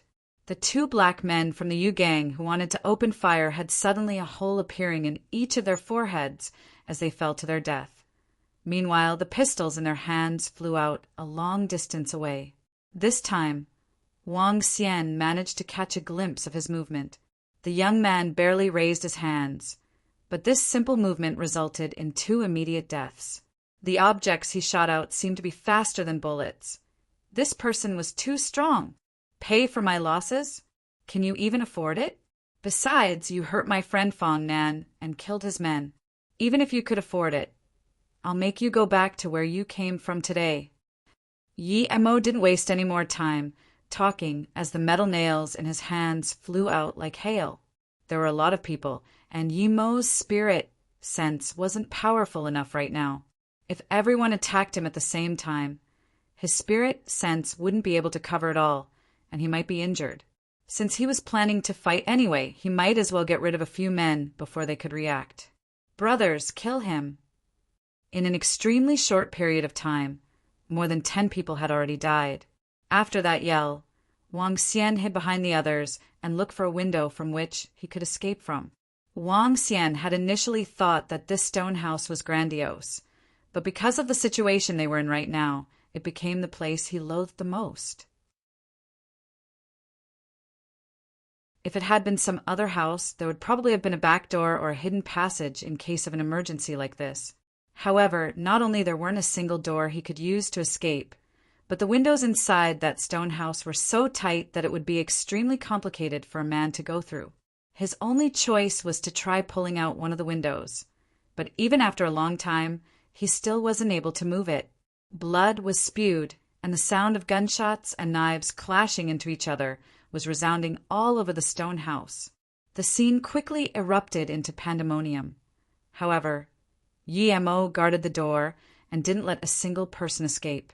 Although Yemo had a spirit sense and he attacked very fast, usually killing those with guns first while dodging the flying knives, there were simply too many people attacking him. His spirit sense couldn't cover it all, and he wasn't able to avoid one bullet that lodged itself in his leg. However, at the same time he had been shot, the shooter was killed by Yemo. Although the gun wound wasn't serious enough to threaten his life, it seriously annoyed Yemo, and the metal nails started to fly out even faster. A few minutes later, the rustling noise in the room stopped, other than Wang Xian, who was still trying to pick the window open. Even the leader of the Yu gang was laying on the ground, dead. The stone house was full of bodies, and yet there weren't much blood stains. This was because Yemo always took care of them with one nail. Yemo took out the bullet lodged in his leg and treated his wound. Then he stared coldly at Wang Xian near the window and said, "I don't think you need to try anymore. Do you think you can still escape now?" Hearing Yemo's words, Wang Xian suddenly looked behind him. Immediately his hands and feet went cold. A single thought lingered in his mind. What sort of person did I offend more than 40 people against one, but none of them lived? Well, it's more like other than him. Everyone else had been killed. It took him a long time before he could even say another word. Please have mercy on me. I'm willing to give you everything I have, and I am also willing to be your subordinate. Wang Xian had killed countless people, but when it was his turn, he finally realized death was such a scary thing. Fong Nan, I'll leave this to you. You can deal with this one. Yi Mo turned back to leave. Fong Nan and a few of his henchmen were waiting outside nervously, and when he heard Yi Mo calling out to him, he asked his men to help him go inside. At this moment, Yi Mo had already left. Fong Nan looked at the scene in the room and couldn't close his mouth for a long time. The room was full of bodies, except for Wang Xian, who was shaking right now. Fong Nan suddenly felt a cold shiver down his back as he thought, "What is cruel? This is really cruel." He had killed countless people, but had never killed this much by himself. And yet Yi Mo left calmly as though nothing had happened. For him, murder was as simple as breathing. No wonder he scared so much someone as ruthless as Wang Xian that he couldn't stop shivering. When he killed, it was the brawls between gangs. It appeared to be very scary with blood flying around, but they were mostly light wounds and not a lot of people died. There never had been someone who could kill the opponent's entire gang. However, Yi Mo had killed all of these people and yet still appeared like usual, as though he had just killed a few chickens. His face remained expressionless. Then, Fong Nan suddenly thought of the day when Yi Mo came to this place with him, and sweat ran down his back. If he had just acted a little tougher that day and had some bad intentions, there wouldn't be a Fong Nan in this world. Fong Nan had never seen someone so strong. At the same time, he had never seen someone so ruthless. Luckily, he respected Yi Mo from the bottom of his heart and had tried to be friends with him. Otherwise, Fong Nan didn't even dare to think about it. "Leader Fong, have mercy. I'm willing to give you all of my assets. I just want you to spare my life." Wang Xian's plea interrupted Fong Nan's contemplation. "Immediately kill this bastard and clean up the bodies in the room. Rock, immediately come with me to see Brother Yi." Fong Nan left the things here to his men, as he only wanted to check on Yi Mo, Brother Yi. Fong Nan was carried by 2 men as he came to Yi Mo and called out to him respectfully. Originally, Yi Mo was just someone strong and mysterious in Fong Nan's eyes, who deserved his respect, but now Yi Mo was more someone he feared. Fong Nan, Yi Mo seemed to be deep in thought. "Brother Yi, I'm here." Fong Nan hurriedly replied. Thinking of a moment, Yi Mo said, "Originally, I was planning to live here for a while, but I didn't think that some things wouldn't go according to plan. So I will simply leave." "Brother Yi, you're leaving? I can immediately help you build back the place that was destroyed," Fong Nan quickly said. He thought that Yi Mo was leaving because the pagoda was destroyed. Yi Mo waved his hand. "Fong Nan, right now, you decide what happens in Flowing Snake. I know what you do to make a living, but don't cross the line. As for blocking the road and robbing, don't do it if you can. Business is easy at the national border. However, I hope you won't do any drug business. These sorts of things harm only yourself and the others. This is all I have to say. Perhaps I will come back one day." After finishing, Yi Mo turned to leave without the slightest hesitation. He didn't want to stay at a place where the silver heart grass couldn't grow. Even if he had to hide from the Song family, he wouldn't do it at the price of inhibiting the progress of his cultivation. Fong Nan was a decent person and helped him out quite a lot, but if he couldn't even control Flowing Snake in its current state, then he wouldn't have the right to stay here. After Yi Mo walked out a long distance, Fong Nan finally awoke and said, "Brother Yi, I definitely will do as you say." Yi Mo didn't ask him for someone to escort him back. so he didn't dare to make that decision himself.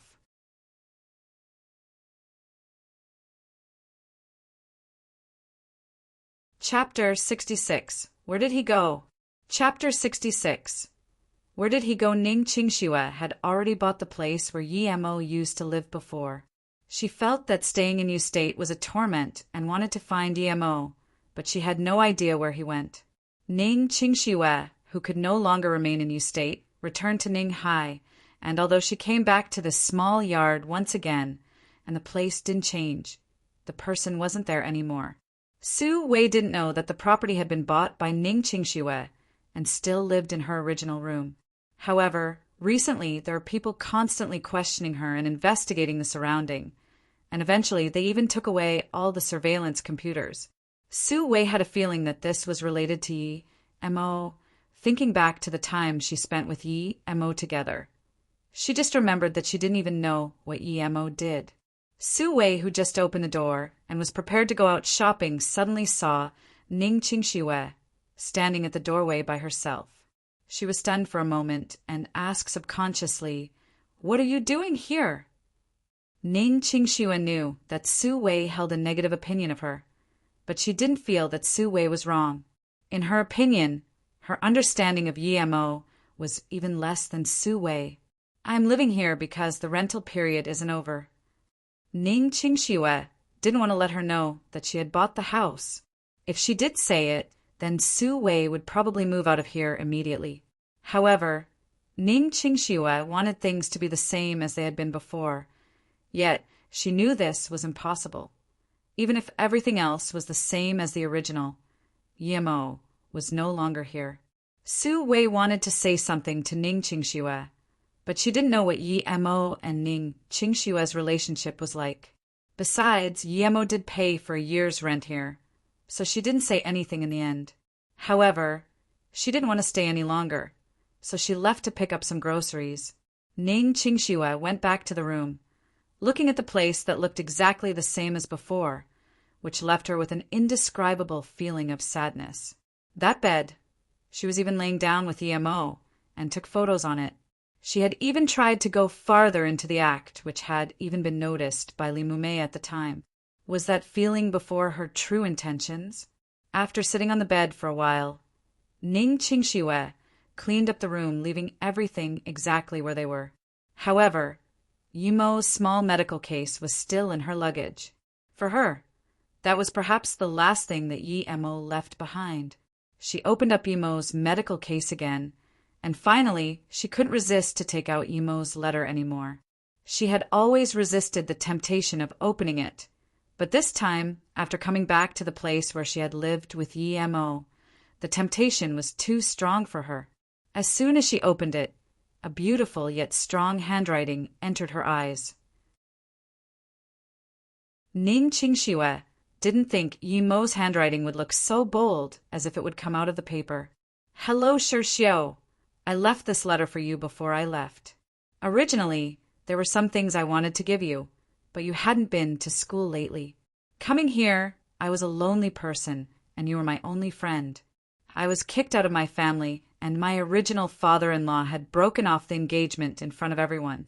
The only friend that hadn't left me was you. So I consider you as my true friend. In fact, the thing I'm most grateful for was that day when you woke me up. If you hadn't done it, perhaps I would never have been able to wake up ever again. Sigh, I don't have a place to live anymore for these past few days, so it's inconvenient to write, but when I have found a place to settle down again, I'll write another letter to you. This is it for now." The letter stopped suddenly, but Ning Qingxue knew that the reason Yi Mo didn't have a place to live was because of her, and felt even gloomier. He was a lonely person, but she had hurt him even more. Now, she was also a lonely person. Ning Qingxue packed up the things and left the room. Su Wei had come back, but went to wash the veggies and didn't talk to Ning Qingxue anymore. Ning Qingxue walked to the flower pots where Yi Mo grew flowers in the backyard. She wanted to care for this place and grow some flowers too. A fresh bud made Ning Qingxue look at it for a long time. The place where his small bud grew was the place where the silver heart grass grew before. Ning Qingxue remembered that the grass with a silver color in the middle was cherished greatly by Yimo, but also remembered that after the grass had disappeared, Yimo was gone as well. Was this bud that grass from before? Ning Qingxue once again carefully fenced up the surrounding of this grass, creating a protection that looked exactly like the one Yimo made before. No matter whether this grass was the same one Yimo grew before, Ning Qingxue decided she would care for it because its place was the same as that plant from before. Su Wei had cooked food, and when she saw that Ning Qingxue was still taking care of the flowers in the garden, she felt intrigued. Was her relationship with Yi Mo really more than ordinary? Otherwise, why would their interests be so similar? I've already cooked some food. How about you eat here as well? Su Wei had prepared food and said to Ning Qingxue, who was still doing gardening.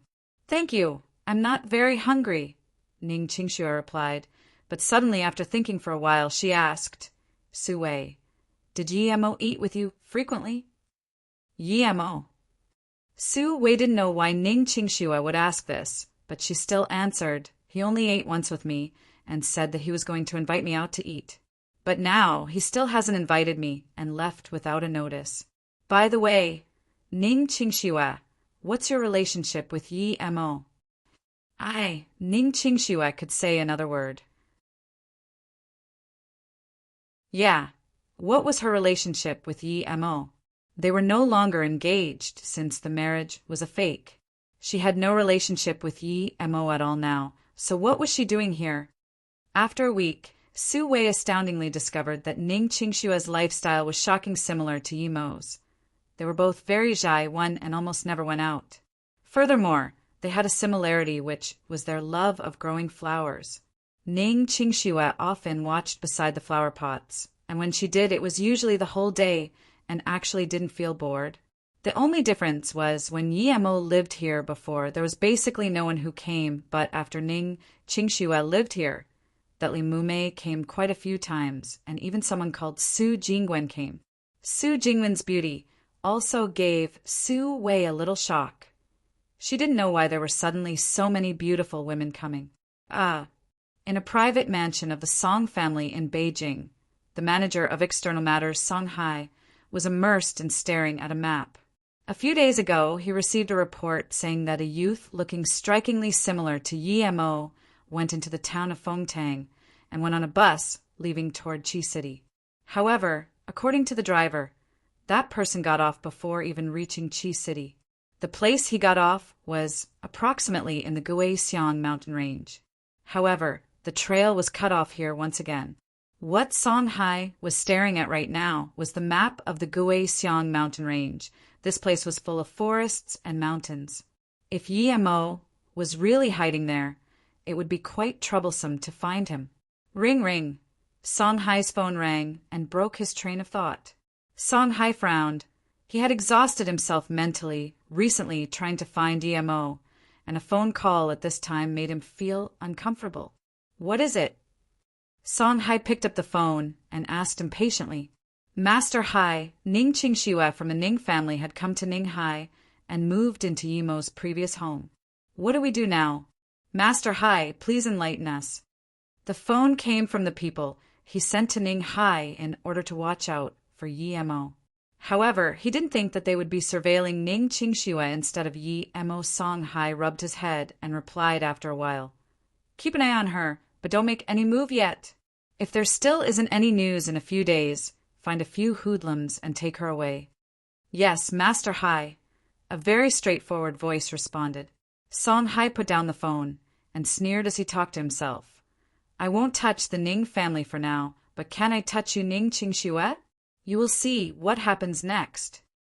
Notes 1. As a reminder, zhai means the habit of staying home constantly and not going out. You can find a similar term in a few Japanese novels, hikikomori.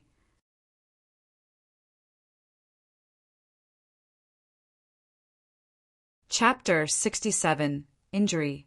Chapter 67. Injury. Ning Qingxue woke up later than Su Wei each day. But when Ning Qingxue woke up this morning to clean herself. She discovered that Su Wei didn't go to work, so she couldn't help but to ask, Su Wei, you're not working today? Today's a rest day. Qingxue, don't you get bored looking at those flowers all day long? Due to having the experience of living together for a week, Su Wei and Ning Qingxue gradually got to know each other. So Su Wei wasn't as cold as she had been at the start. Ning Qingxue shook her head. Nope, I feel great looking at them growing each day. Su Wei was amazed for a moment as she really couldn't understand Ning Qingxue's actions, since even when Yemo was growing these flowers, he wasn't as much into this as her. At most, he spent some time of the day to look after it, and the rest of the time he spent it on other things. Su Wei, who was just about to say something, was frightened by the door that was suddenly bumped open and dropped the tub in her hands. Two ferocious-looking men charged in, but were surprised to see the frightened Su Wei, as they didn't expect that the person living with Ning Qingxue didn't go to work that day. However, their surprise was gone in a flash, and they didn't look at her anymore. B*TCH, you deceived us and stole my money, and now you're hiding here. Come, go back with me. One man was going to pull Ning Qingxue, who wanted to dodge, but she didn't expect this man to take out a wooden stick with the intent to swing it toward a flower pot. Meanwhile, he was still yelling, How dare you steal my money and hide here to grow flowers? I'm going to smash all of them. No. Ning Qingxue saw the stick was about to hit one of the flower pots, and with that strike, even a metal flower pot would be shattered. She was so scared that she didn't even think before she just put herself in front of the flower pots. Puff! The stick directly hit on Ning Qingxue's unprotected back. Spew! Ning Qingxue spewed out a mouthful of blood on the flower pots and fainted immediately. Su Wei screamed and immediately tried to call the police. The two men didn't think that this would happen. They swung using their full strength with the intent to destroy a flower pot, so the consequences would be different when that stick hit on a woman. His orders were to simply take away this woman, but they didn't think that this woman would block a stick from him for a flower pot. The men saw that things went out of control, so they immediately looked at each other and left in a rush. Even when the police, Li Mumei, and Su Jingwen all came, Ning Qingxue still didn't wake up. Fractured spinal bone, 60% of the ribs broken, heavy damage to the heart and lungs. Even if we do everything we can, she would only have 3 years to live at best, and she would be sleeping on a bed most of the time.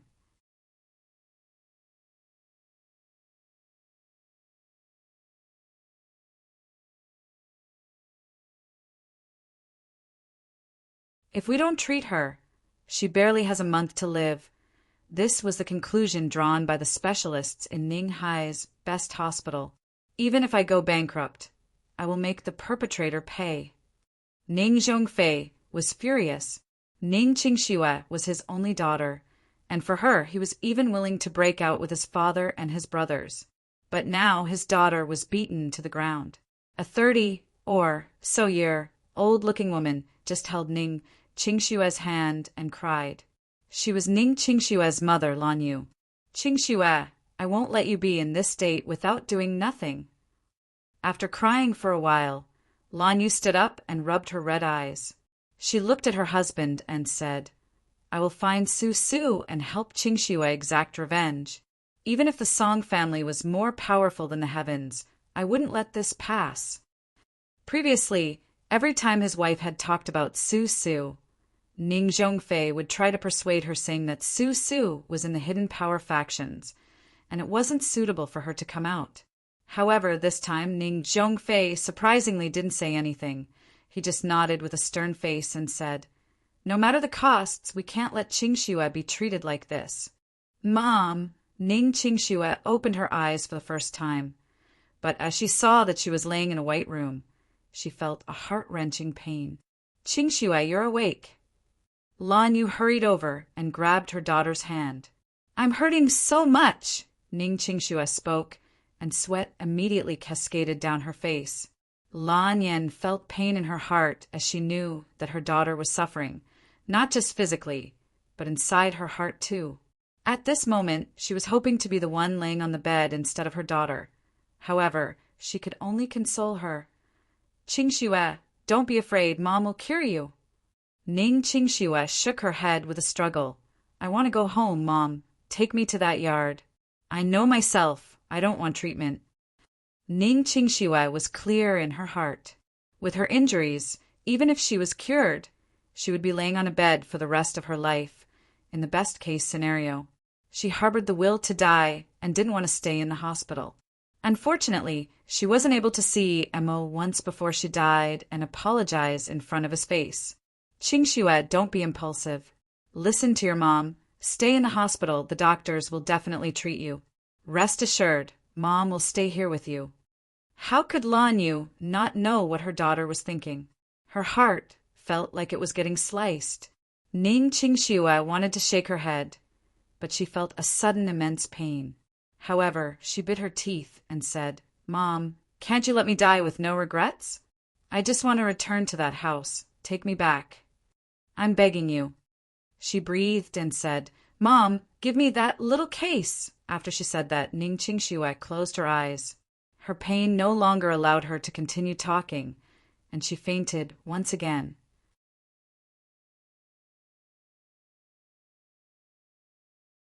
Lan Yu stood up and wiped the tears from her eyes.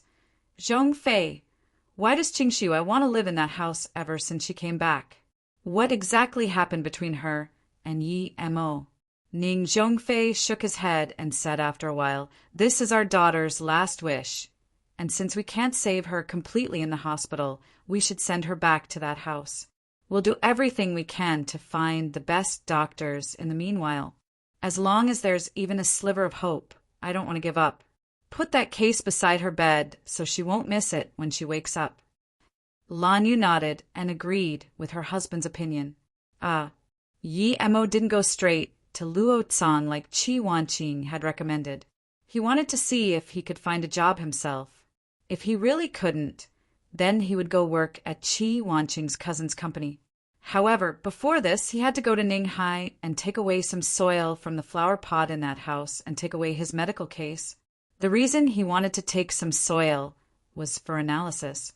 He wanted to find a laboratory and ask them to analyze the compound of the earth to understand as to why it could let the silver heart grass grow, but not with the soil and flowing snake. Returning to Ninghai, Yimo estimated that at this time, Su Wei was probably still at work, so he sneaked into the house. But when Yi Mo walked beside the flower pots, there was a heart-wrenching blood stain. Although it was almost dry, it was obvious that it didn't happen long ago. Why was there so much blood on this flower pot?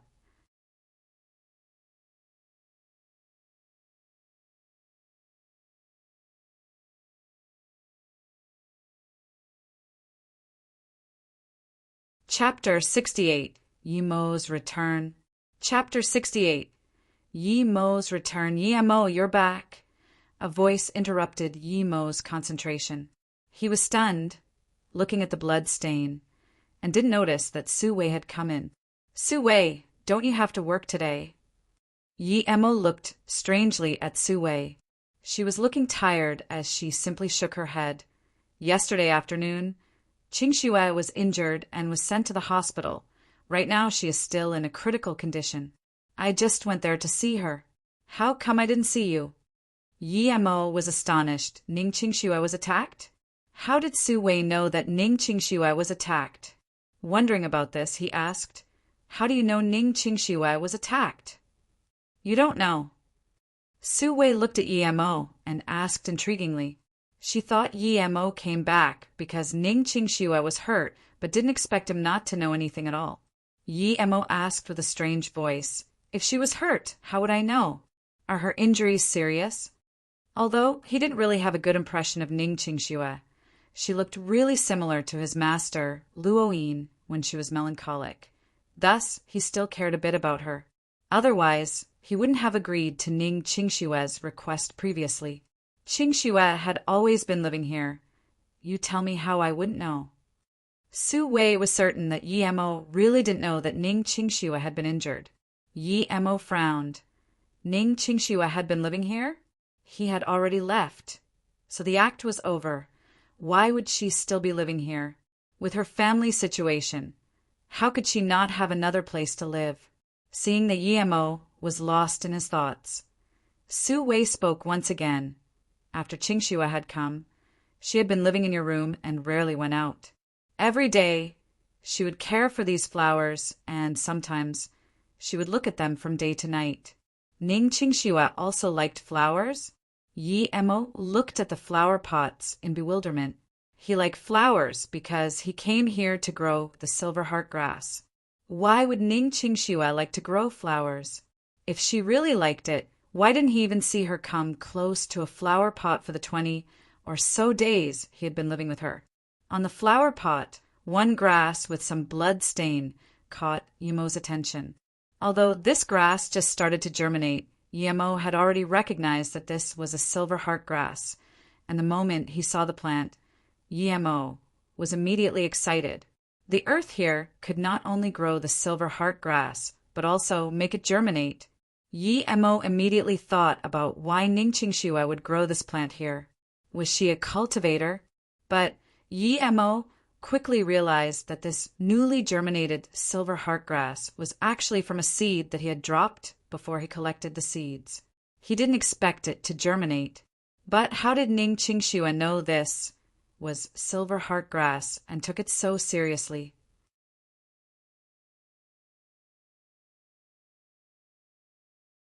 Yi Emo was still musing when Su Wei explained. Ning Qingxue seemed to really care about that small blade of grass in that flower pot and even used things to cover it. She looked after it every day, and sometimes she would look at it the whole day and wouldn't get bored. Yesterday, she was still looking at the small grass in the flower pot when two men suddenly charged in from outside. They looked very ferocious. Looking at Yemo, who was still quietly listening to her, Su Wei continued. One man said that Qingxue stole his money and was hiding here growing flowers. That man took a wooden stick and was about to smash the flower from the pot. However, I really don't know what Ning Qingxue was thinking at the time, but she used her body to block that wooden stick, and that stick directly hit her on the back. At that moment, she immediately spewed out a mouthful of blood on the flower pot and fainted. Yemo's face turned purple. He didn't know why Ning Qingxue would care so much for that silver heart grass, but he was already furious. Did you find out who those men were? Yemo calmed down and asked. Su Wei shook her head and said, No, but Yemo, you need to be careful. After you had left, a lot of people came and asked about you. They even took the surveillance computer away. I don't think those are good people. You need to be careful when you come and go. When Su Wei spoke till now, Yemo was very clear. Those people that tried to take Qingxue away were definitely sent by the Song family to monitor him. Since they hadn't expected Ning Qingxue to move over, they wanted to see if he would come and meet up with her. However, after waiting for some time for him to no avail, they decided to take Ning Qingxue away. Then, the incident of Ning Qingxue being hurt while trying to protect the grass occurred. Yemo was sure that the truth shouldn't be far off, but he was already sure that those who had hurt Ning Qingxue were people of the Song family. The only thing he didn't understand was why she would risk her life to save this silver heart grass. The only explanation he could think of was that Ning Qingxue knew that he needed this grass, so she cared for it and would even protect it at all costs.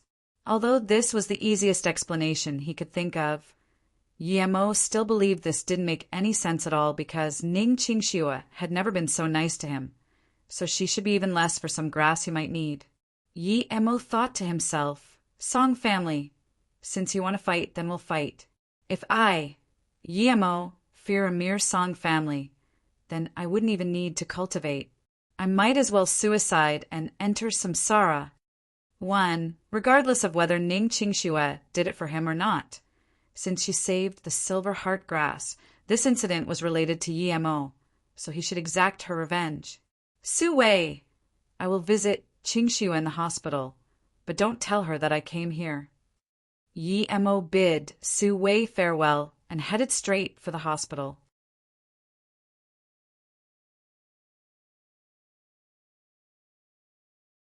Although Su Wei didn't know why Yemo wouldn't let her say anything to Ning Qingxue, she still agreed to his request because she knew that Ning Qingxue didn't have much time left. Just when Yemo walked in front of the hospital, he saw a few doctors carrying Ning Qingxue from a portable bed to a car. Yemo was stunned and wondered if was she changing hospital. However, his spirit sense scanned Qingshue's situation and immediately found out that her injuries were far more serious than he had imagined. Instantly, a killing intent rose up in Yemo's heart. Ning Qingxue was beaten like this in his place, trying to protect the silver heart grass. He was not going to let the perpetrator go.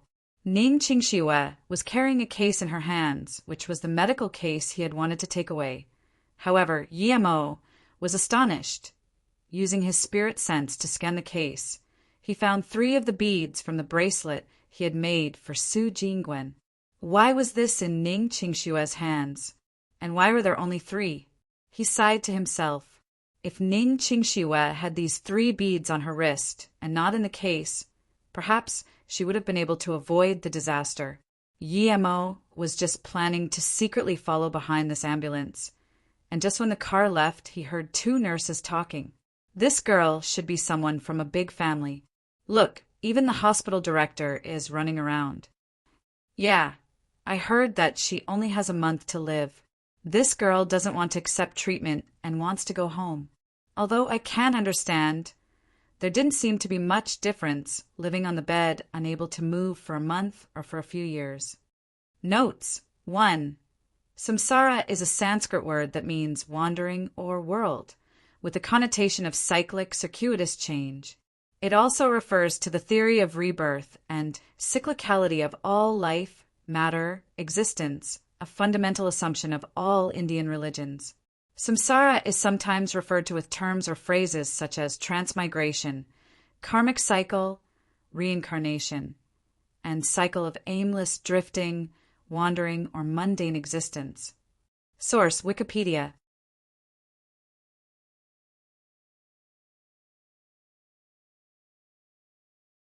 Chapter 69. Chi Master 1. Chapter 69. Chi Master. Yemo now understood that Ning Qingxue was the one that wanted to go back, which made him wonder why she would choose something like that. However, since Ning Qingxue was going back home, he was no longer in a hurry. When there were no one left during the night, he would sneak inside and help her once again by curing her injuries. As for whether he would take away that piece of silver heart grass, he still needed to think about it. Since he already knew that the ambulance was going to send Ning Qingxue back, Yemo didn't follow it. Instead, he was wondering where he could find the people who made her on the verge of death. Although he knew it was definitely the Song family, Yemo didn't know where the Song family's current base was in Ninghai. Yemo found a clean restaurant and ate there. After the meal, just when Yemo walked out of the restaurant, he saw 3 people leave a star-rated restaurant, 2 men and 1 lady, and Yemo quickly recognized one of the men, Wang Peng. However, Yemo didn't care about Wang Peng at all. What interested him was the man beside him. He was around 40 years old, he had a medium build and a long face with a grass patch haircut and slightly bulging temples. Yemo could tell with one glance that this was a master. That man seemed to have sensed Yemo observing him. He actually raised his head and looked toward Yemo, who glanced away with the thought that this man was really powerful. He was sure that this man was even stronger than Wendong, and even if he might not be as strong as Yemo himself, he wasn't far off. This was Yemo's first time encountering such master, and immediately understood that it had been that man who cured Wang Peng's hand. Now, his spirit sense could scan up to an 8-meter radius around him, which was perfect for him as he wanted to know what these people were saying.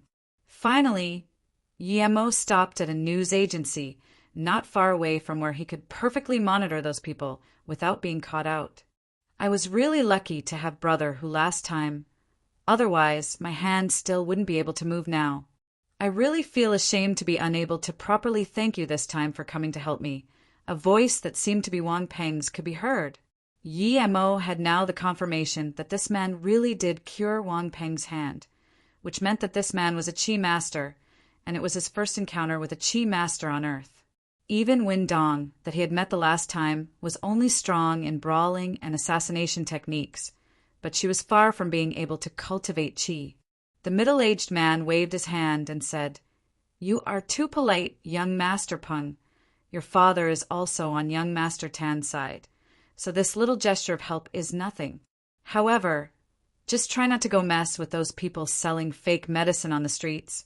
There are some quite abled men amongst them." "Yes, I will remember Brother Hu's teachings."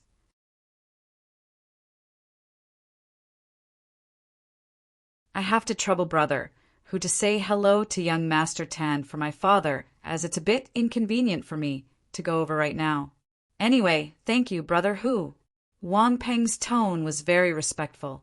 The middle-aged man waved his hand and entered the Audi. The car was started and left rapidly. Yi Mo didn't have the time to care about Wang Peng. He focused exclusively on this man that Wang Peng called Brother Hu. This was a master. Immediately, Yi Mo followed the car. After 20 minutes, the sky had already darkened, and the Audi finally reached a private mansion. Yi Mo scanned the mansion with his spirit sense and found cameras everywhere, but absolutely no way of getting in. After thinking for a while, Yi Mo still decided to come back during the night when he would be able to destroy all these cameras and find that Brother Hu more easily. The reason he wanted to find this man was that Yi Mo had no idea about the martial arts system here and wasn't sure to what state he had to cultivate to ensure his own safety. Even if he had to forcefully interrogate him, he would do so as to not be unprepared when he met a stronger master one day. Unfortunately, this time wasn't the most suitable as the sky was just beginning to turn dark. It was still early now, and he definitely had to help cure Ning Qingshue's wounds. It was just that it wasn't convenient now since there would definitely be someone beside her. It wouldn't be appropriate for him to go. However, when it was later in the night, he would go treat her and then return here. He wanted to go visit Shi Xiu at the Ninghai University, but after some thoughts, he gave up the idea. He was still weak now, and if the Song family somehow find out that he was related to Shi Xiu, they might try to harm him too. Yi Mo left Brother Hu's mansion and was preparing to go buy some things as he still had some money on him now. After he had finished treating Ning Qingxue, he decided that he would go to Luotsang and have a look. If possible, he would find a job there, but if things still wouldn't work out, he would go to Qi Wanqing's cousin's company.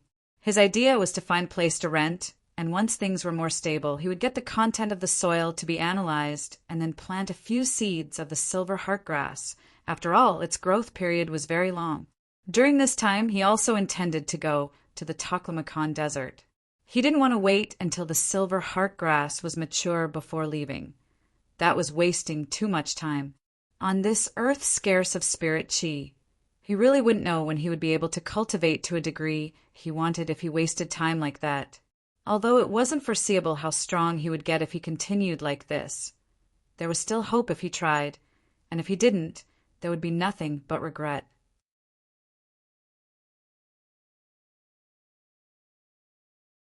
Although Ning Qingxue also managed to grow a silver heartgrass, she was able to give up her life for that barely germinated blade of grass.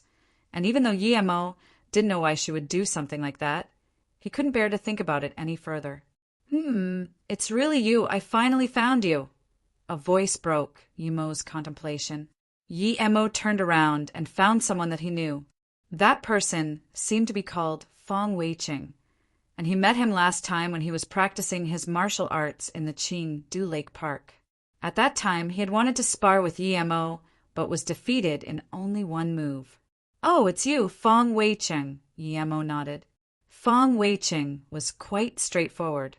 Fong Weiqing saw that Yi Mo still remembered his name and immediately said in happy surprise, "I didn't think you would still remember me. After that day, I had been waiting for you at the Qingdu Lake Park, but I never had been able to see you again.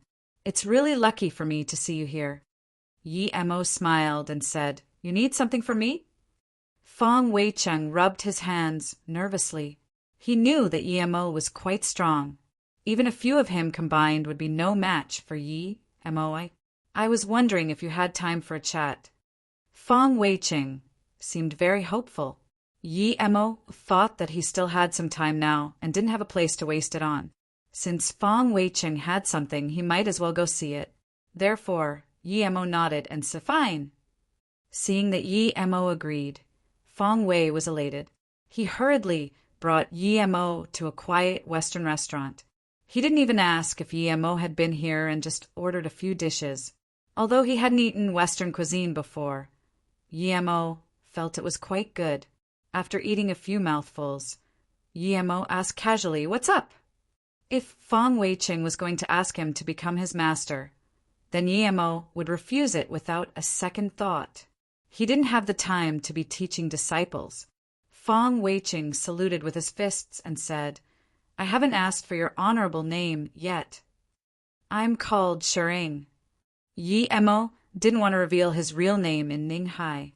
Besides, calling himself Shering had a few meanings. Firstly, it was that his master, or Shifu, was luoing. Secondly, it was a homonym for seeing, which meant thinking of his master. Hearing Yi Emo's name, Fong Wei-cheng was amazed for a moment, but soon recovered. In his opinion, this name was very feminine. However, of course, he wouldn't reveal his thoughts. He had come here today to ask Yi Emo for help. Notes: 1. Reminder: the qi cultivated in Yi Emo's previous world is the spirit qi, which is an energy from the surrounding environment and universe. It is a level higher than the qi which martial arts masters on Earth cultivated.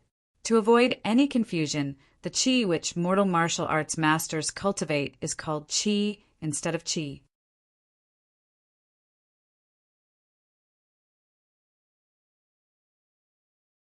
Chapter 70. Arrogance. Chapter 70. Arrogance, sure. Senpai, Fong Wei-cheng couldn't find a proper greeting, so he could only refer to him that way. However, when he just spoke those words, he was interrupted by Yi Emo. "Brother Fong, just say my name. I'm not some senpai." Fong Wei-cheng saw that Yi Emo didn't mind, so he said, "In that case, I won't be too polite. Shering, I came to you asking for help this time. Because I haven't been able to find you before, I know that it is very impolite of me to say this the second time we meet." Yi Emo frowned and thought, "You still know this isn't polite? Wasn't this obvious?" He and Fong Wei-cheng were strangers who met for the second time. If a stranger asks for help as soon as he opened his mouth, it would be strange if Yi Emo didn't frown. Seeing Yi Emo's reaction, Fong Wei-cheng didn't dare to drag it on and just said, "You know that I am a driver. Although my boss' son is only going to the university, he is generous, and his relationship with me is excellent. He is doing his 4th year at the Ning High Technology University and is also the president of the Martial Arts Association. However, a month ago he was heavily injured in a martial arts spar and is still in the hospital now." Yi Emo stopped Fong Wei-cheng's words and said, "Do you want me to avenge him?" Fong Wei-cheng nodded and just wanted to say something, but was interrupted by Yi Emo again. "I won't do such a pointless thing. This thing ends now. Don't bring it up again." Fong Wei-cheng opened his bitter mouth and hesitated before saying, "Brothering, let me explain to you first. And if you still aren't interested, I won't dare to ask again." Fong Wei-cheng changed his reference of Yi Emo from Shering to brothering in a hurry. Yi Emo nodded helplessly. "Fine, but be quick. I'm busy tonight." "It's because my boss is also from the military that his son loves martial arts. However, a month ago, a few Han men started a taekwondo gym next to the university. In fact, there are a lot of taekwondo clubs in Ninghai, which is normal. However, as soon as these Han started the Han-style taekwondo club, they wrote 2 sentences on their door. Every martial arts originated in Han, and among all of them, taekwondo is number 1. Those who enter this club must accept that the Chinese martial arts originated from Han, and only those who admit that could come into the club to study. Originally, everyone thought that no one would join this club simply because of that rule. However, we didn't expect so many people to sign up. I really couldn't get it through my head, and neither could Qi Weidong. So he went to spar with the people from this Han-style taekwondo club. After saying that, Fong Wei-cheng sighed. Although he didn't continue speaking, Yi Mo could guess what happened next. This Qi Weidong was probably the son of Fong Weiqing's boss. In fact, Yi Mo also didn't really like some of the Hans he had met because they were too shameless. Not only did they call Chinese medicine Han medicine, but they had even said that Zhuge Liang came from Han. This wasn't all. As long as it was a traditional Chinese festival, they would all claim it to be Han. After Fong Weiqing had made another sigh, he said, seeing Qi Weidong willing to challenge the club master, he was actually very welcoming and also made him sign some kind of agreement that they wouldn't be held responsible for any injuries. I know Qi Weidong's skills. He started practicing martial arts since he was 8, and it has been more than 10 years since, but he still was no match for the vice club master of the club and was heavily beaten.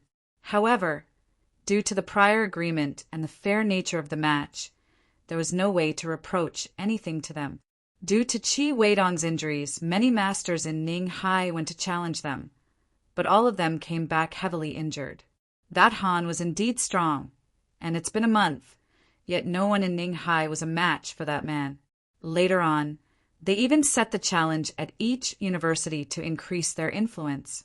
In this way, their Han-style Taekwondo club not only didn't close but was instead getting more and more popular, and those signing up increased significantly.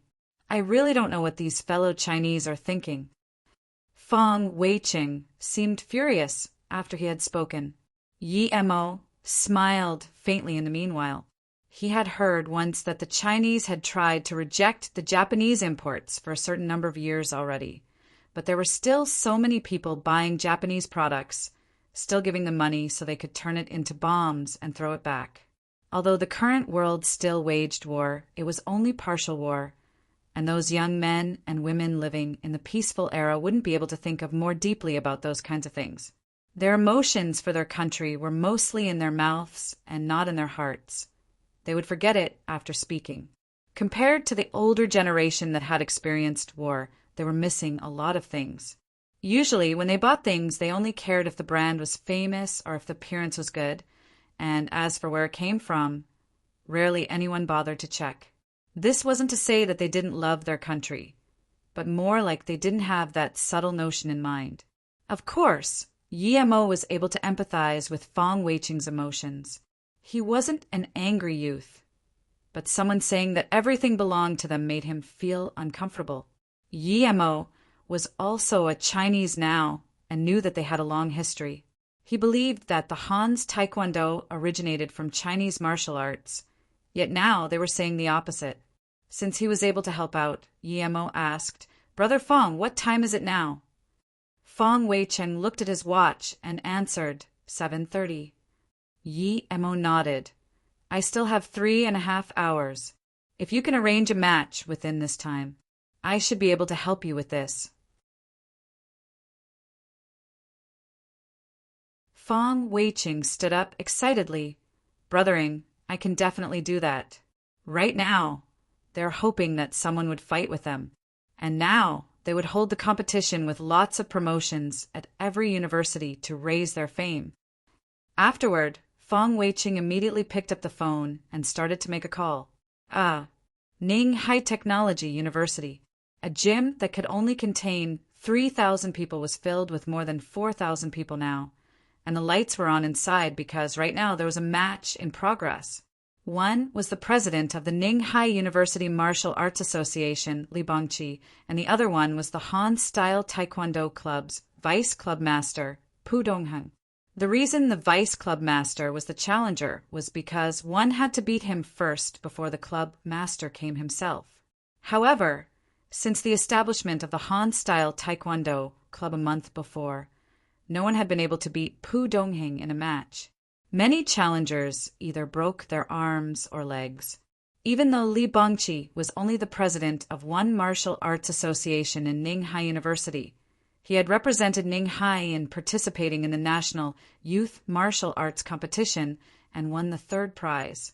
So this time, the match between the two of them almost attracted the attention of all the university students of Ninghai. However, this gymnasium was too small and couldn't hold more people. Most people stood outside watching on a big screen that was prepared for the event. The match between Li Bangqi and Pu Dongheng didn't involve rounds, but just free fighting. Except for the prohibition of weapons, they could use any means they wanted. Almost everyone was cheering for Li Bangqi. Although the two were in a heated battle, no one had the advantage yet, but everyone knew that the deciding moment was about to come. Because every time Pu Dongheng fought with someone, he would suddenly defeat his opponent around 20 minutes, and now it was almost 20 minutes.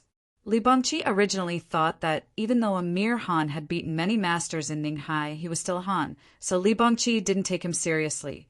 However, after they had started fighting, he realized that Pu Dongheng was not only agile, but also experienced in Chinese martial arts. The most despicable part was that these Hans claimed it as theirs. The more Li Bangqi fought, the more he became alerted.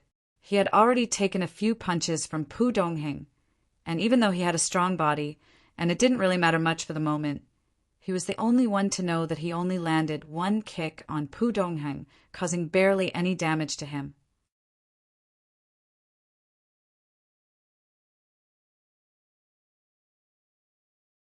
Chapter 71. What is truly crazy? Chapter 71. What is truly crazy? The reason Li Bangqi was so shocked was because his master had once told him that the highest power level in martial arts was the heaven state. Although he had practiced martial arts for more than 10 years, he didn't even reach the lowest level, the yellow state. At most, he was on the borderline of high-level martial arts. However, those who reached the legendary heaven state were very rare. Perhaps no one had even seen one. Even his master was barely in the doorsteps of the yellow state, but unable to progress any further. Real martial arts masters came from ancient martial arts families and some hidden power factions. However, these ancient martial arts families usually never showed themselves to the world and only pursued martial arts to its extremity so normal people could rarely see them. If one day someone could block his hurricane storm fist, then it meant that this person was on the borderline of the yellow state, and he definitely wouldn't be a match for him. However, right now, Li Bangqi's hurricane storm fist had been completed, yet his opponent was still standing firmly. Li Bangqi immediately remembered his master's words. He knew things weren't good and was about to go into a defensive stance. But at this moment, Pu Dongheng seemed to have suddenly turned into two people. And taking advantage of that one moment when Li Bangqi was hesitating, Pu Dongheng had landed a kick on Li Bangqi's chest. The pain of breaking ribs made Li Bangqi forget for a second the fact that he had been kicked out of the ring. However, he immediately recovered his mind as he had realized that he had lost and was beaten by the vice club master. The club master didn't even need to show his face. At this moment, he no longer cared about the pain of his broken ribs, and the only thing in his mind was the humiliation he received. The Hans stole the arts of his ancestors and used it to beat him. The boisterous gymnasium suddenly went into a deadly silence. Li Bangqi represented the highest level of martial arts in Ninghai, but he couldn't even beat a vice club master. How embarrassed were the few thousand people at the scene.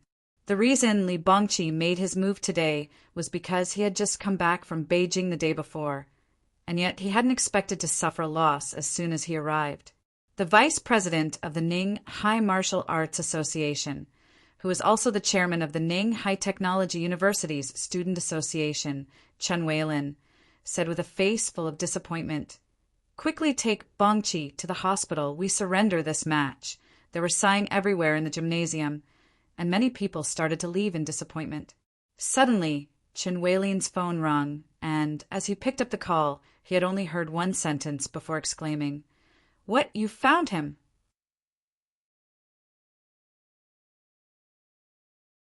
"Okay, leave this to me.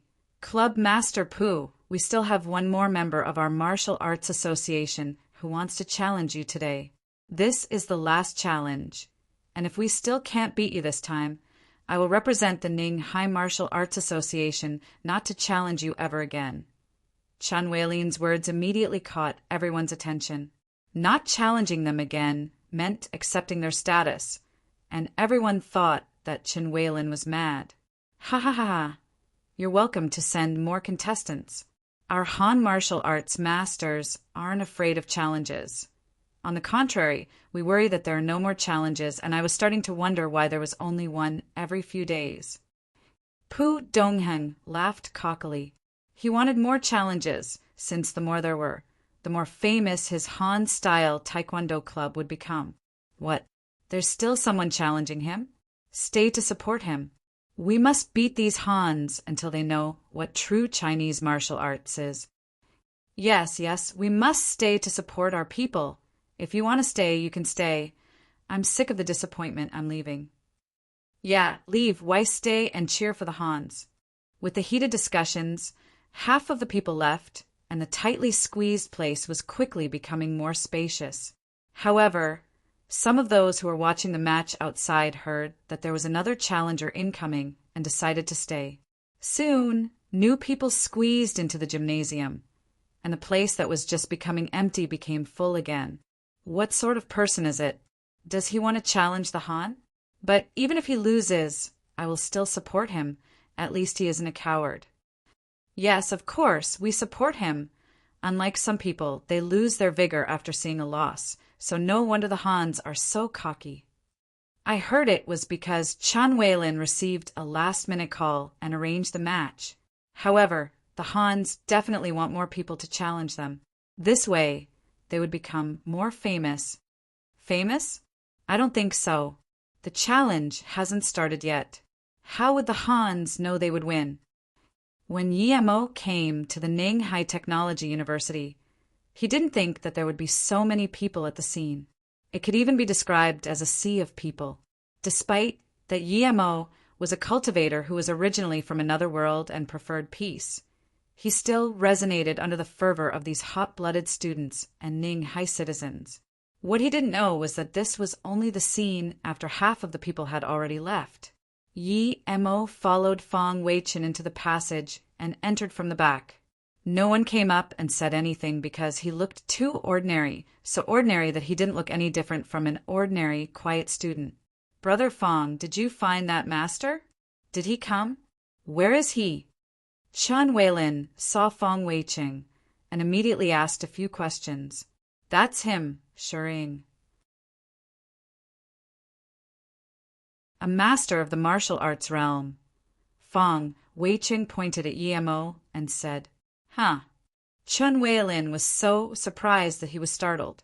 How could it be such a quiet-looking youth? However, he immediately reacted and saw that his actions were very impolite. He hurriedly extended his hand and said, Master Sure, hello, I'm Chin Weilin, the Vice President of the Ning High Martial Arts Association. It's a pleasure to meet you, but that Pu Dongheng is rather strong. How about I show you some of his recorded matches first? Yi Emo waved his hand and said, I'm tight on time, there's no need for recordings, the faster the better. Chan Weilin opened his mouth and thought, Wow, he is really arrogant, too arrogant. Everyone who fought Pu Dongheng all analyzed his fights repeatedly. Even so, no one had been able to hold out for more than 20 minutes against him. Who is this Shering? Did Wei Chen get things wrong? What if he just went up and got thrown down in one round? It was a small thing if he got hurt, but then the face of the Ning High Martial Arts Association would be completely lost. Thinking about this, Chen Weilin looked at Fong Weiqing and wanted to know what Fong Weiqing would say. Seeing Chen Weilin look at him, Fong Weiqing waved his hand and said, President Chen, just do as what Shering requires. His time is really tight. It would be best if we could call the club master and the vice one here to fight him as well. I believe after this match, the Han-style Taekwondo club would go back to where it came from. Fong Weiqing was quite admiring of Yi Mo's strength, as he didn't believe the club master could kick him out in less than one round like this Shering had done so easily in the past. Seeing that Fong Weiqing said this, Chin Weilin couldn't say anything anymore and just looked at Yi Mo before turning around to make the arrangements. Wait. Yi Mo stopped Chin Weilin. Is there anything else? I will do as you wish. Chan Weilin had not much faith in Yi Mo, but after all, he was brought by Fong Weiqing, so he would comply. Go tell them that if they want to fight me, They better get everyone from their club and fight me together. I don't want to waste time. And tell me where that Pu Dongheng likes to break people's bones, Yemo said to Chin Weilin. What? Chin Weilin was truly dumbfounded now. Before he had thought that Shi-Ing was very arrogant for not watching the recordings, but now he knew that he was truly crazy.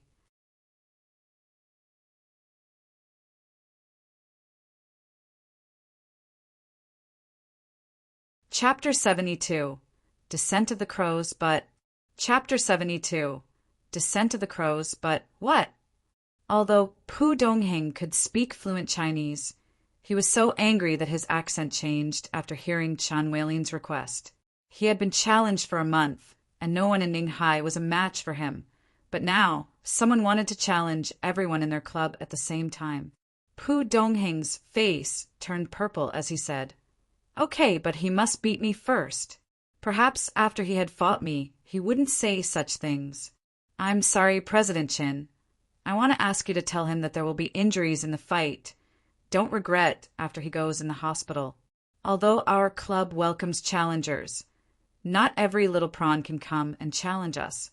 Now, if he still wants to fight, then hurry up." After speaking, he sat down and meditated, ignoring Chin Weilin.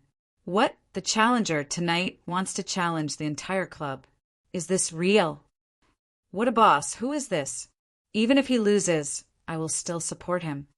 The people at the scene erupted upon hearing this news that had spread like wildfire across the scene, as it had immediately excited those supporters, with only one thin line of hope. Although they knew this was impossible, it still ignited their fervor. There was no stopping it. Yi Emo didn't have to wait long until Chan Weilin came back with someone following behind him. That person had an agreement in his hand and made Yi Emo sign and press his fingerprint on it. After that person had left, Chin Weilin said, "That Han said that you would earn the right to talk about fighting his entire club only after beating him. Right now, he is waiting for you on the stage." The boisterous scene immediately quietened down after Yi Emo came in. Originally, they thought that a challenger who could be so cocky was at least very tall and big, if not bulky. However, the quiet-looking Yi Emo was obviously a student. Many people could no longer allow their eyes to be tortured and left quietly, thinking that even if they were no match for them, they couldn't use such low ways of pestering them. At least Li Bangqi was nearly 1'9" tall. But this Shi-Ing was not only not bulky, but also didn't look like a martial arts master no matter what. Pu Dongheng was also stunned. He really had some expectations for this arrogant Shi-Ing, but he had never thought that he would be so young. It could be said that out of all the people that had challenged him this month, this Shi-Ing was the most ordinary. "You are the one who arrogantly challenged our entire club." Pu Dongheng pointed at Yi Emo and really couldn't get his head across. However, Yi Emo didn't answer and just said coldly, "If you want to fight, hurry up. I still have other business. I don't have time to play with you Martians." He could easily tell how strong Pu Dongheng was. Slightly stronger than Wendong, but if she was fighting with her life on the line, he might not even be a match for her. Compared to that brother, who he was going to see that night, Pu Dongheng was a far cry. How could someone like this be called a master? Martian. Pu Dongheng repeated and soon realized that Yi Emo was ridiculing him for being ignorant, so he replied, "Soon I will let you know what regret is." Then, Pu Dongheng immediately went for a combo kick.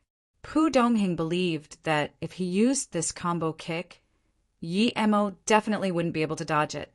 He was going to kick Yi Emo up as soon as possible, and when he fell down, he would launch a round of attack. The cheering at the gymnasium immediately stopped. Most of the people at the scene had seen Pu Dongheng's matches.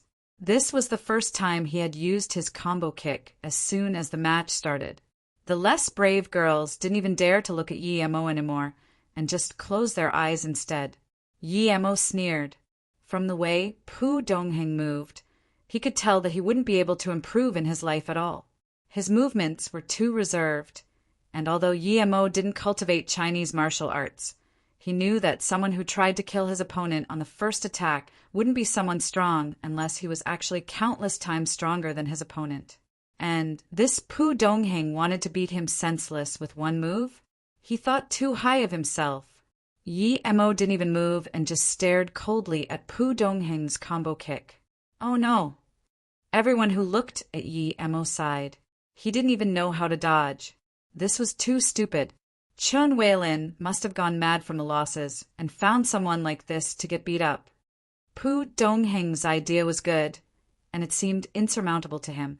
Perhaps this idea wasn't bad for those opponents he had faced before. Even if he couldn't succeed with this one, he still had other moves, and this wouldn't affect him at all. Unfortunately, he met Yimo. Yimo's first move was to reach out his hand and grab his ankle. The second move was to swing him up and then followed with 2 kicks on each of the kneecaps on Pu Dongheng's legs. Pu Dongheng didn't even get to scream when Yimo's third move, a few quick kicks, landed on his chest. The fourth move was the final kick that landed right on his nose. The last sentence that Pu Dongheng, who was shouting in excruciating pain, heard was, "I'll give you the descent of the crows, but move." After hearing this sentence, he felt that he was sitting inside a round barrel with countless garbage covering his face. After Yi Mo had walked off for a few seconds, the scene suddenly erupted into thunderous roars. He actually kicked a Han, who was so arrogant for a month, flying so easily. How dare you act cocky in China? Taekwondo? It was only something that our ancestors in the Tang dynasty passed into the Han lands. Now, how dare you proclaim that to be your own? Now, you encounter the attacks of our ancestors, and your butt has to turn around.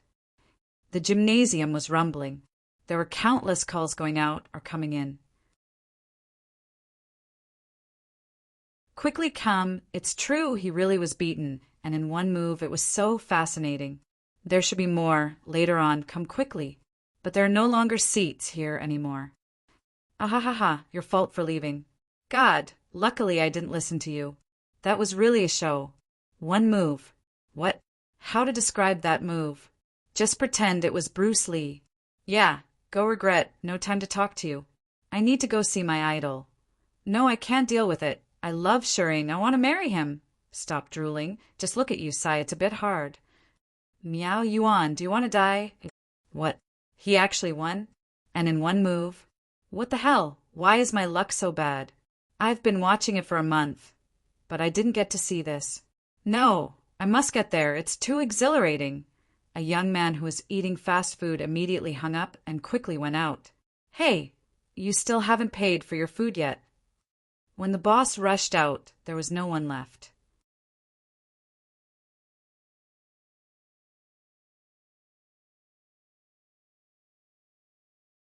Chapter 73. Famous.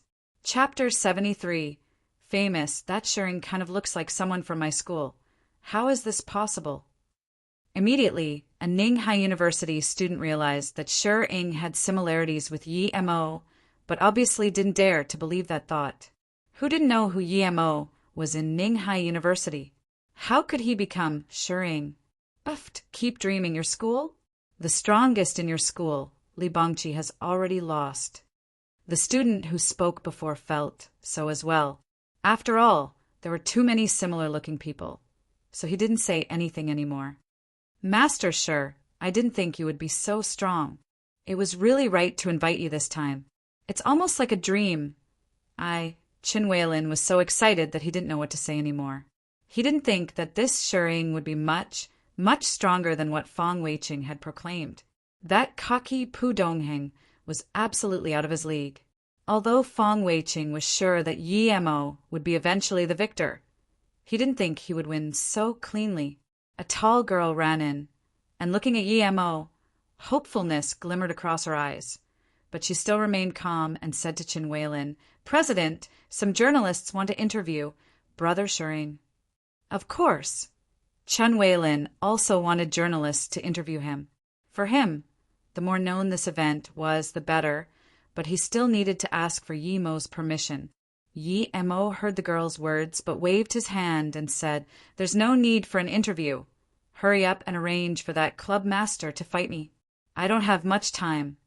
Okay, of course. Your things are the top priority. I will arrange for it immediately. Yu Yashin pushed the journalists away. Just say that Master Shireen needs to rest. After finishing, Chen Weilin rushed out, but his footsteps were much lighter than before.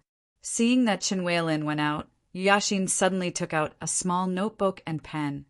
Walking fearfully toward Yemo, she asking in a small voice, "Brother Shir, could you give me an autograph?" Yi Emo smiled and said, "Of course." Then he took over the notebook, but as soon as he had written one character, he felt that something was wrong. He was used to writing Yi Emo and actually wrote the first character to be. However, he just hesitated for a moment before finally writing down Shireen. Yu Yashin took the book with a blushed face, saying thank you before rushing out.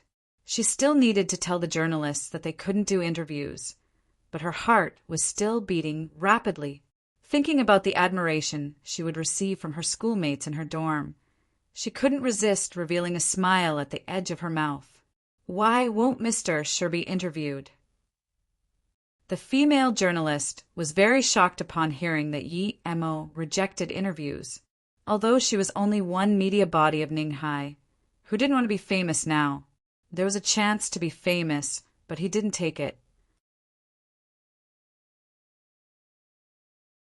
Yu Yashin saw the journalist was a bit unhappy and hurriedly said, "Master Shir might have another match.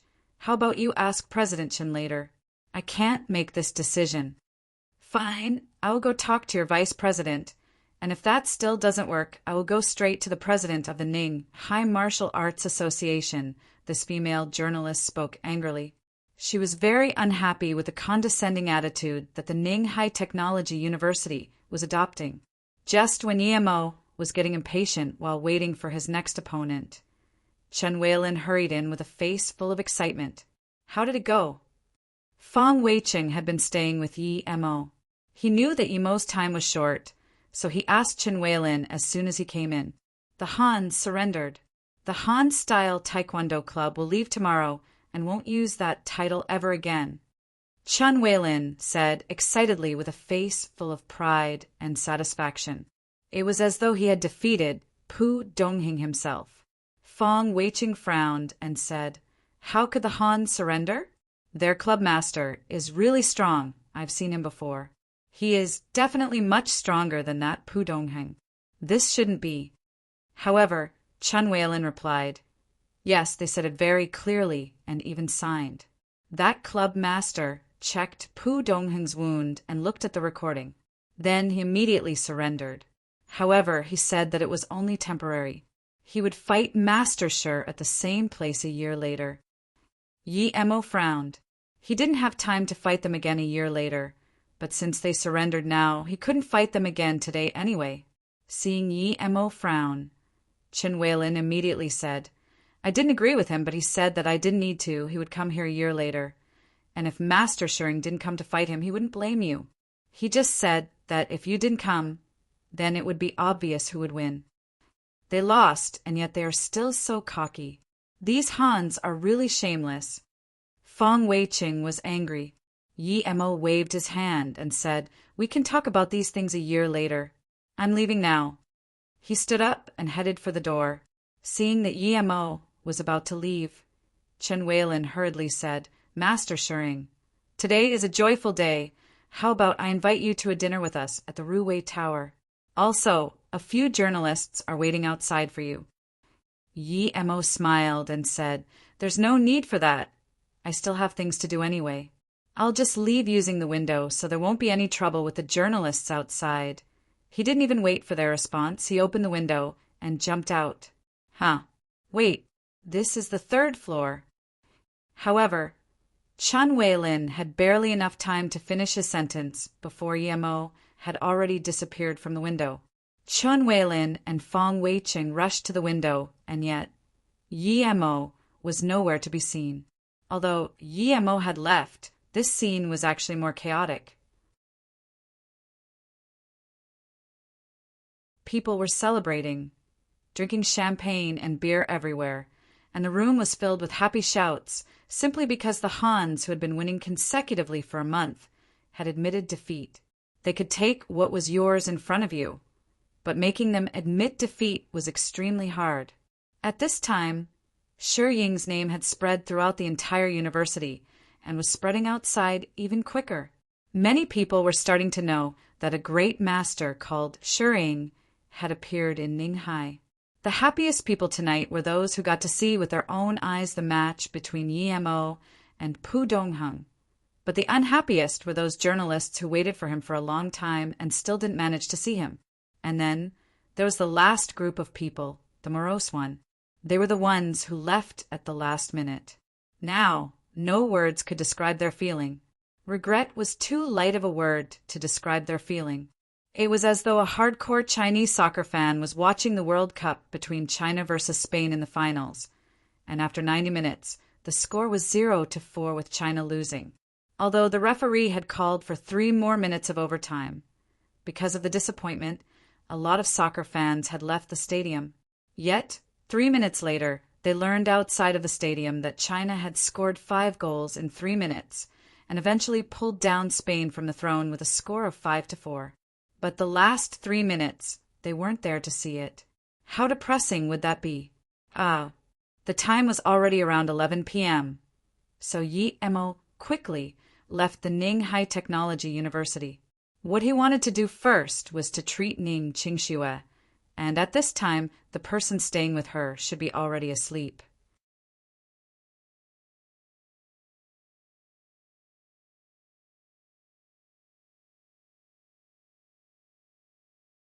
Chapter 74. Ning Qingxue's Last Words. Chapter 74.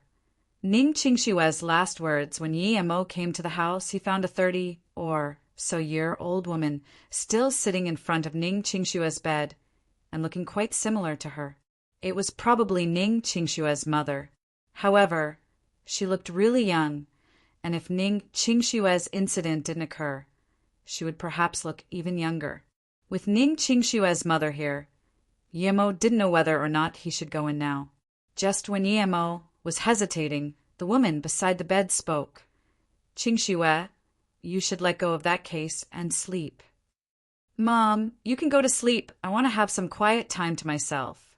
Although her voice was really soft, Yi Mo could still hear it with his spirit sense. The woman near the bedside and spoke after a while. "The nurse and I will be outside. If there's anything that you need, just ring the bell. If you're in pain, tell Mom, and I'll get the nurse to come in and give you some anesthetics." Yi Mo looked at this woman as she walked out of the room and waited until she was outside to rub her eyes. This place had been transformed into a temporary medical place, and 2 young nurses were sleeping on the beds on the side.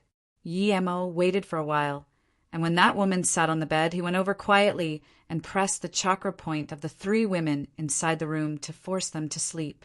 He didn't want someone to suddenly charge in while he was treating Ning Qingxue. After doing all that, Yi Mo entered Ning Qingxue's room. He used to live in this room before and gave it to Ning Qingxue after she had come. As he entered, Yi Mo felt things were familiar, yet unknown at the same time. He looked at Ning Qingxue, who was hugging the case, and knew that her injuries were very serious, even more than he had expected. He just couldn't understand why she constantly hugged his case. Yi Mo was still thinking whether he should tell Ning Qingxue that he was treating her, or make her sleep and then treat her when he heard Ning Qingxue's quiet murmuring. Then he saw the red phone on her hands, and he immediately realized that she was recording a message on it. "Yi Mo, I'm sorry, I will leave soon. I know that I hurt you, and I regret it so much.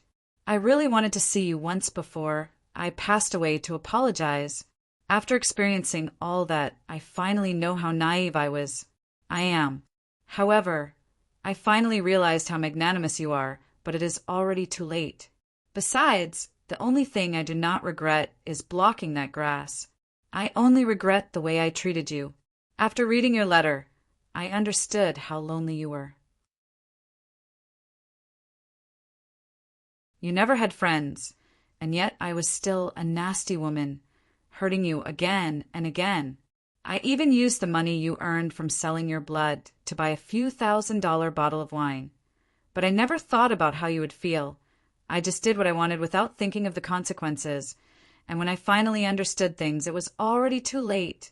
Ning Qingxue coughed a few times as her face was getting paler, but she still moved her phone closer and continued, Yemo, I don't know if I love you, but if I still had the chance to be engaged with you, I definitely wouldn't do it because I needed you as a shield, but because I am willing to marry you. Perhaps it has nothing to do with love, and you might even say I'm not good enough for you. But I still keep the marriage certificate by my side. I never divorced, and won't divorce in the future. You are my only husband in this lifetime.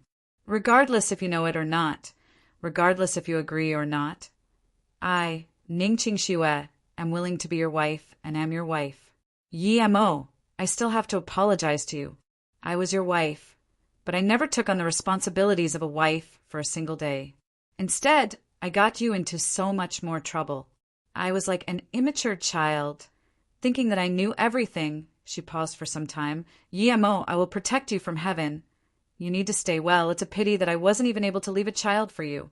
You must find a girl who loves you, not someone like me. Speaking till now, Ning Qingxue gasped for some air and caressed the case with her hands before saying once again, Yemo, I've never said the two words, Laogong. One in my life, I really want to say it, but I'm too embarrassed. There's a blade of grass in the yard.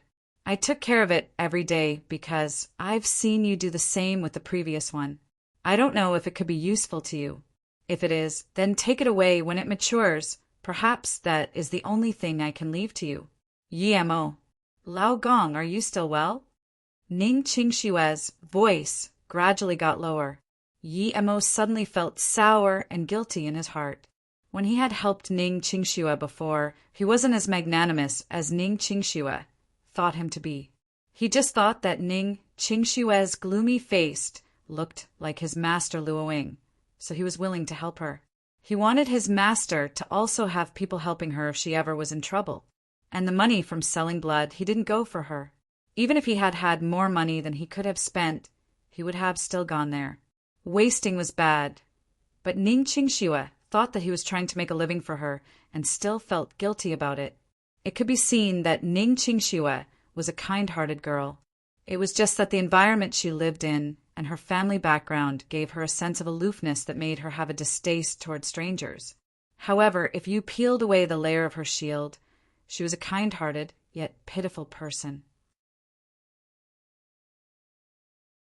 However, she mixed up the feeling of love and guilt. Perhaps she would understand one day. Yi Mo sighed. This had further reinforced his decision of saving Ning Qingxue. However, he wouldn't tell her for now. After all, his abilities were too absurd. It would only scare her. Just when Yi Mo thought that Ning Qingxue was asleep and prepared to seal a few meridians on her to treat her, Ning Qingxue suddenly grabbed the phone and mumbled, Dad, Mom, I'm leaving. I've been a bad daughter. I already married to Yi Mo. That case is his marriage gift to me. Don't separate that case from me. There's a grass in the yard that I left for him. If he ever came back, give this phone to him. But if he never does, she paused for a long time, then never mind. Sorry, I caused so much trouble for the family and just left. Ning Qingxue's voice suddenly dropped low. Just when Yi Mo was wondering if he should tell her that he was already here, Ning Qingxue suddenly grabbed a knife from the case and pierced it toward her throat. Yi Mo was shocked and couldn't care anymore as he dashed in front of Ning Qingxue. There was too much distance, and he didn't have time to grab the knife. He could only block with his arm in front of her throat. The knife pierced Yi Mo's hand and was blocked by Yi Mo's qi, rendering it unable to go any farther. However, Ning Qingxue fainted because she had used too much strength. Yi Mo pulled out the knife. Although it didn't pierce very deeply, there was still some blood. Yi Mo stopped his wound from bleeding, and seeing that Ning Qingxue had fainted, he raised his hand and sealed a few meridians, rendering her unable to wake up for some time. Afterward, he tried to take the case from her arms. However, he discovered that Ning Qingxue clutched the case tightly. Even when she had fainted, her hands still held the case firmly. Unless Yi Mo forced it out of her, he wouldn't be able to take it from her at all. Yi Mo helplessly shook his head and could only open the case in her hands. There were quite a few things inside. Yi Mo took out a bottle of pills and took out that packet of silver needles. He stuffed 2 heart protection pills into Ning Qingshue's mouth and, using his qi, he helped her body digest it. Afterward, he took up the 108 silver needles, sterilizing them with his qi, and flipped Ning Qingxue as he took off her top. Note 1. Lao Gong is how the wives call their husbands.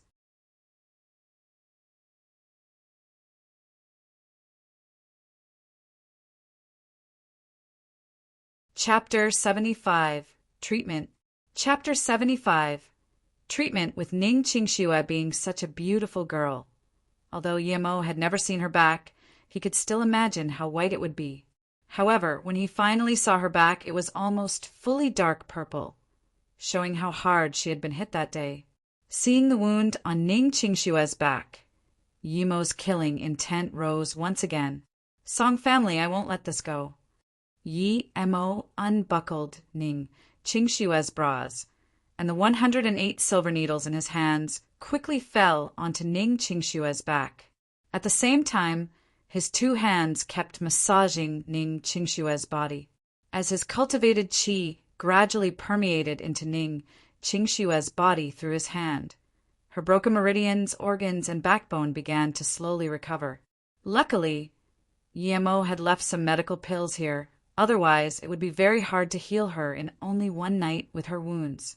As Ning Qingshue's tattered body was gradually recovering by Yi Mo's qi, Yi Mo's face was becoming paler. Initially, he had thought that he would have been able to treat Ning Qingshue's injuries in at most a little over an hour. But now, it had already been 2 hours and he only finished half. Pea-sized sweat dripped on Ning Qingshue's back. But Yi Mo didn't dare to stop, because if he did, not only his previous work would have been for nothing, but it would be even harder for him to help her later on. If only he had a spirit stone or a spiritual recovery pill, even of the lowest grade. Yi Mo felt that his qi was gradually running out and was dreaming about having such a pill. After another hour, Yi Mo's hands that had been massaging Ning Qingshue's back were beginning to shake. Although he felt that the qi in his body was not enough to continue, he still had to hold on.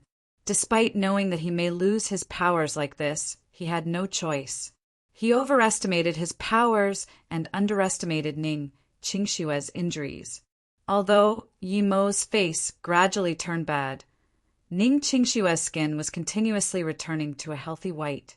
The dark purple on her back also seemed to have been removed, layer by layer. Her face was gradually becoming ruddy, and the tense, wrinkled skin due to pain started to relax. Although her meridians were sealed shut by Yi Mo, which still prevented her from waking up, he saw from her eyebrows that she had felt something. Yi Mo bit the tip of his tongue and forced the last sliver of his spiritual qi into her body. He continued to massage her, and after another half an hour, Yi Mo finally finished recovering the last bit of injury on Ning Qingxue. However, he could no longer resist and just collapsed on her back. As Yi Mo's face touched the soft skin on Ning Qingshue's back, a faint aroma reached his nostrils, shocking him as the scent immediately reminded him about Luoying. He got up quickly and helped Ning Qingxue to tie up her bras and put on clothes before flipping her back around. Poor Yi Mo! He had never touched something like a bra, and a small tie kept him troubled for a long time. He was almost sweating before he had managed to tie it back up. At this moment, Yi Mo just realized that Ning Qingshue's front chest stood firm and massive, and 2 round white rabbits seemed to squeeze out, which made Yi Mo feel astounded. With her perfect face, it made Yi Mo almost unable to resist. However, Yi Mo was drained and simply rested for a bit before unsealing Ning Qingshue's meridians and just left her to sleep. Before leaving, Yi Mo packed up the things in a little case and looked at Ning Qingshue's hands that tightly held the case. He sighed and eventually didn't take the case away. He didn't even take anything inside it as well. When Yi Mo walked out of the house, It was almost 3 a.m. He found a quiet place and rested for an hour. At approximately 4, Yemo had basically recovered 70% of his strength. However, due to him treating Ning Qingxue before, his spirit qi was a bit unstable. However, Yemo felt this was enough and thus headed toward that brother whose mansion.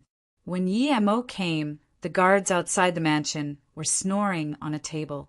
Yemo casually knocked them out to prevent them from waking up too quickly and went into the room, shutting down every monitoring computer. He knew that these computers should be connected to the other computers in the compound. But since he had shut down the one with the recordings, they wouldn't be able to monitor anymore for the time being. He just didn't know if there were other monitoring computers.